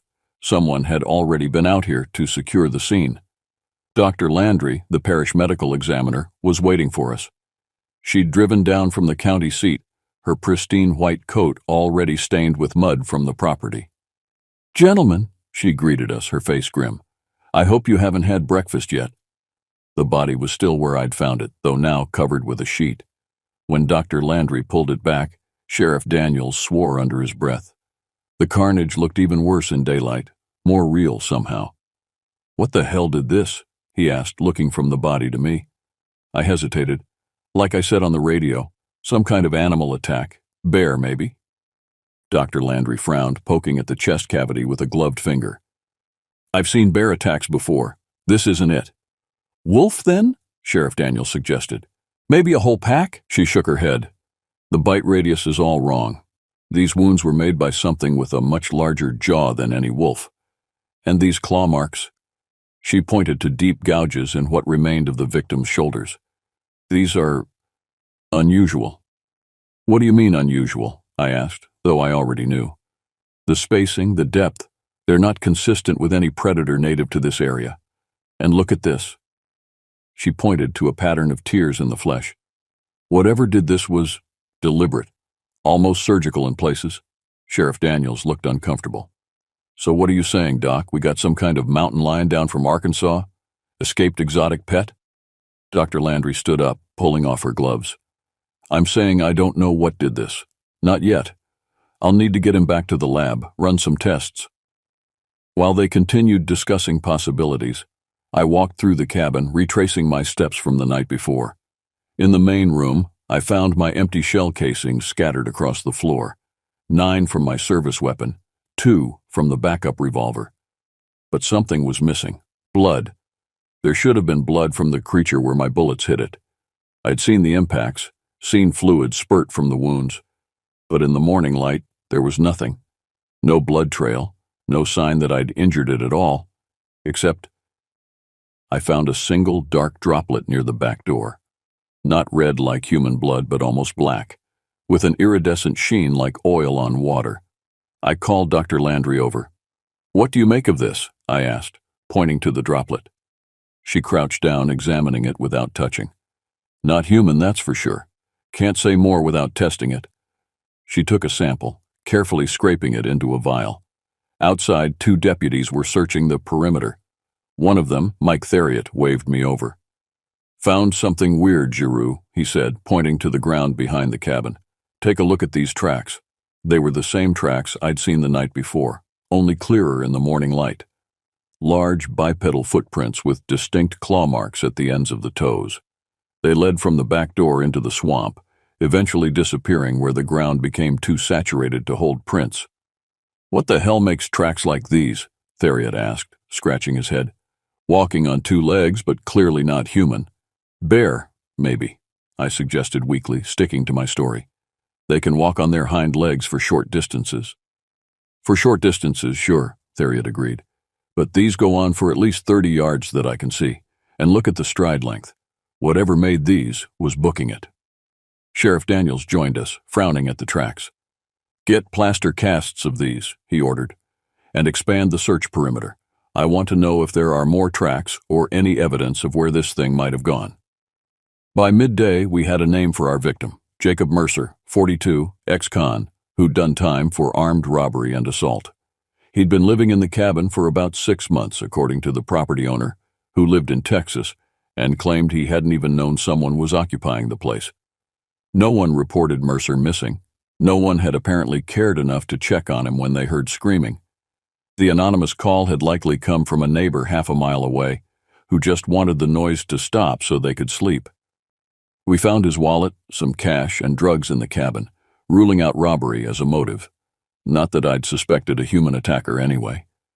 Back at the station, I wrote up my report. I stuck to the facts I could explain: responding to a call, finding the victim, evidence of an animal attack. I left out the details about what I'd really seen, what had chased me, what had spoken to me in sounds that weren't quite words. Sheriff Daniels read my report, his expression unreadable. "This all you got, Giroux?" "Yes, sir," I said, not meeting his eyes. He was quiet for a long moment. "You fired 11 rounds, he finally said. "That's a full magazine from your service weapon plus 2 from what I'm guessing was your backup piece, though you didn't mention that in your report." I swallowed hard. "I thought it was coming after me. The animal. I fired to scare it off. And did you hit it?" I don't know. It was dark." He leaned back in his chair, studying me. "You know what's strange? When we found those shell casings, they were all in the main room, near the body. But you said you fired to scare off an animal that was chasing you." I'd been careless in my report, too focused on hiding what I'd really seen to maintain internal consistency. "I may have confused the sequence of events," I admitted. "It was a traumatic situation." Sheriff Daniels nodded slowly. "Traumatic, sure." He closed my report. "Look, Lucas, I've known you since you were knee-high to a grasshopper. Your daddy and I served on this force together for 20 years. I know when you're not telling me everything." I started to protest, but he held up a hand. "I'm not asking for a revised report, not yet. But I want you to take a few days off, clear your head, and when you're ready, if there's anything else you want to tell me about what happened out there, my door's open." I nodded, relieved to escape further questioning. "Thanks, Sheriff." As I was leaving, he called after me. "Oh, and Lucas, we got a call while you were writing your report. Couple of fishermen were out on Lake Vere last night, not far from where that cabin sits up from the shore. Said they heard gunshots, then saw something big moving through the trees. Something they swear wasn't human or any animal they recognized." My blood ran cold. "What did they see exactly?" "That's just it," Sheriff Daniels said, his expression grave. "They couldn't really describe it, except to say it walked on 2 legs and moved faster than anything they'd ever seen. Said it disappeared into the water." He paused. "Sound like the bear you encountered?" I couldn't answer. My hands had started to shake again. "Get some rest, Lucas," he said, more gently now. and maybe think about whether there's a more complete version of events you want to share when you come back. I drove home in a daze, the weight of what had happened, and what might still be out there, pressing down on me like a physical thing. I'd told myself the creature was a one-off, some freak of nature that had found its way to our little corner of Louisiana. But if the fishermen had seen it too, if it was still out there. As I pulled into my driveway, I noticed something on my front porch. A dead rabbit, its body torn open in exactly the same way as Jacob Mercer's had been. A warning, a message, a promise that this wasn't over. I stood staring at it, gun drawn, scanning the tree line at the edge of my property. Nothing moved, but I couldn't shake the feeling that I was being watched, that those inhuman eyes were fixed on me even now, waiting to see what I would do next. 2 years have passed since that night at the cabin. 2 years of looking over my shoulder, of jumping at shadows, of wondering when, not if, I'll encounter that thing again. The official report on Jacob Mercer's death listed the cause as animal attack, predator species unknown. Dr. Landry never identified the black substance I found, though she confirmed it wasn't blood from any known animal. The case technically remains open, but no one actively investigates it anymore. Just another strange occurrence in the swamps, filed away and forgotten by everyone except me. I kept the dead rabbit to myself, burying it in the woods behind my house. There have been 3 more such gifts since then, always after I've gone too close to Lake Vere at night, always left where only I would find them. Messages, I'm sure now. Reminders that it's still out there, still watching. There have been other incidents too, though none as violent as what happened to Mercer. Hunters gone missing in the swamp, only to turn up miles away with no memory of how they got there. Fishing boats found adrift, their occupants nowhere to be found. Strange noises reported on the outskirts of town, always after dark, always near water. Sheriff Daniels retired last year, but before he left, he called me into his office one last time. "I've been in law enforcement for 40 years, he said, pouring us each a finger of bourbon from the bottle he kept in his bottom drawer. "Seen things I can explain and a few I can't. What happened out at that cabin?" He shook his head.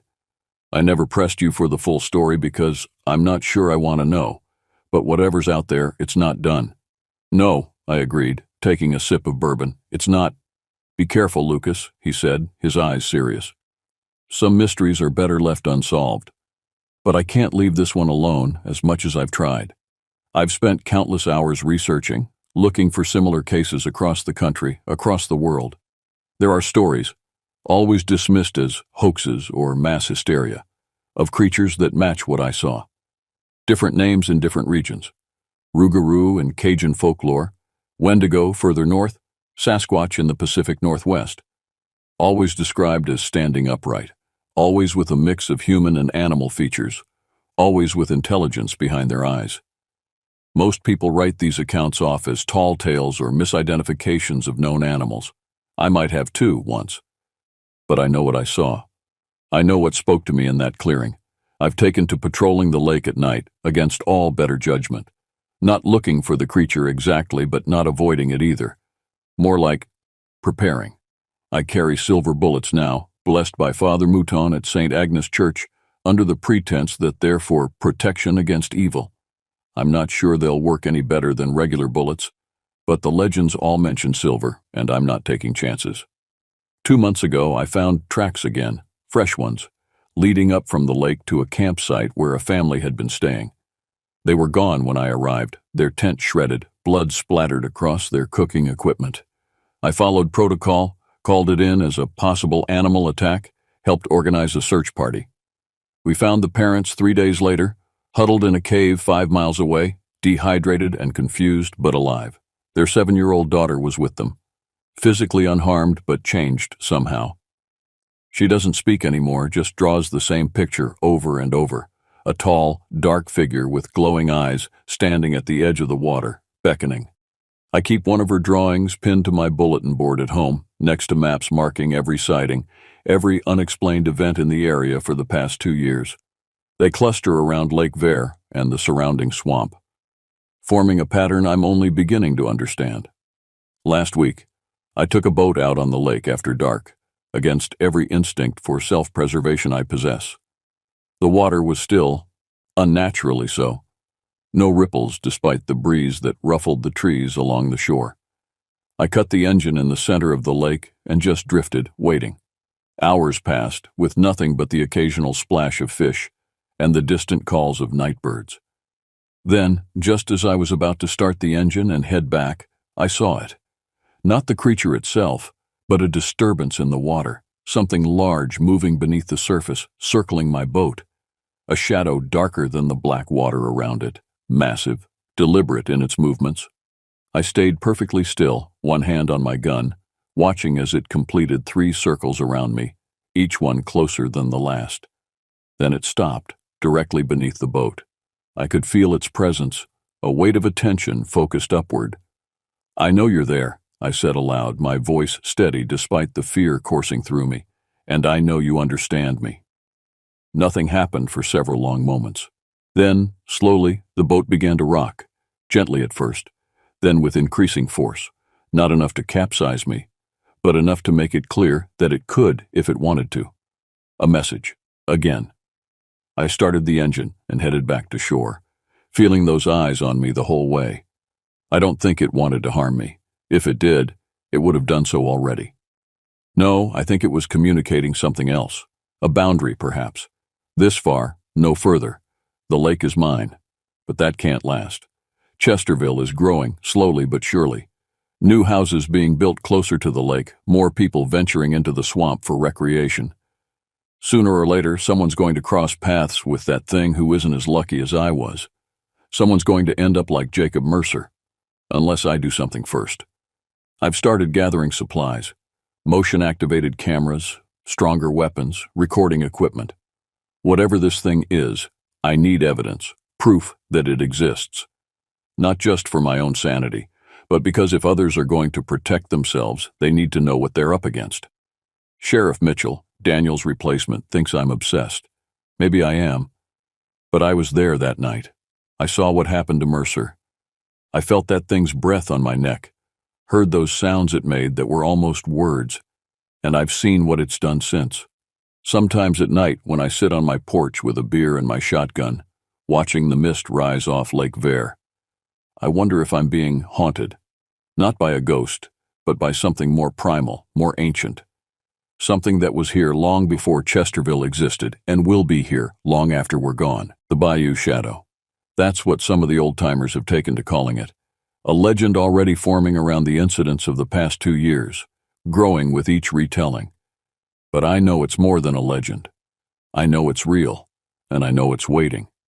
Tomorrow night, I'm going back out on the lake, this time with cameras, with recording equipment, with every tool at my disposal to document what's out there. It's a risk, maybe the biggest one I've ever taken. But 9 years of being a cop in a small town taught me one thing. Some mysteries don't stay buried, no matter how deep you try to put them. This thing, whatever it is, Wendigo, Rougarou, or something science hasn't named yet, it's part of Chesterville now, part of my life. And until I understand it, until I can protect my town from it, I won't be able to rest. So I'll keep watching the shadows. Keep listening for those sounds in the night that aren't quite animal, aren't quite human. Keep patrolling the edge of Lake Vere, gun loaded with silver bullets, waiting for our paths to cross again. Because that's the thing about monsters, real ones. Once you've seen them, really seen them, you can't unsee them. They change the way you look at the world, at the darkness, at the spaces between what we know and what we fear. And sometimes, if you're not careful, they change you too. I don't know what will happen tomorrow night. Maybe I'll get my evidence. Maybe I'll finally come face to face with the Bayou Shadow again. Or maybe I'll find nothing but dark water and whispered legends. But one thing's for certain. Whatever's out there in the swamp, whatever left that dead rabbit on my porch and circled my boat in the darkness, it's not done with Chesterville. It's not done with me. And I'm not done with it either.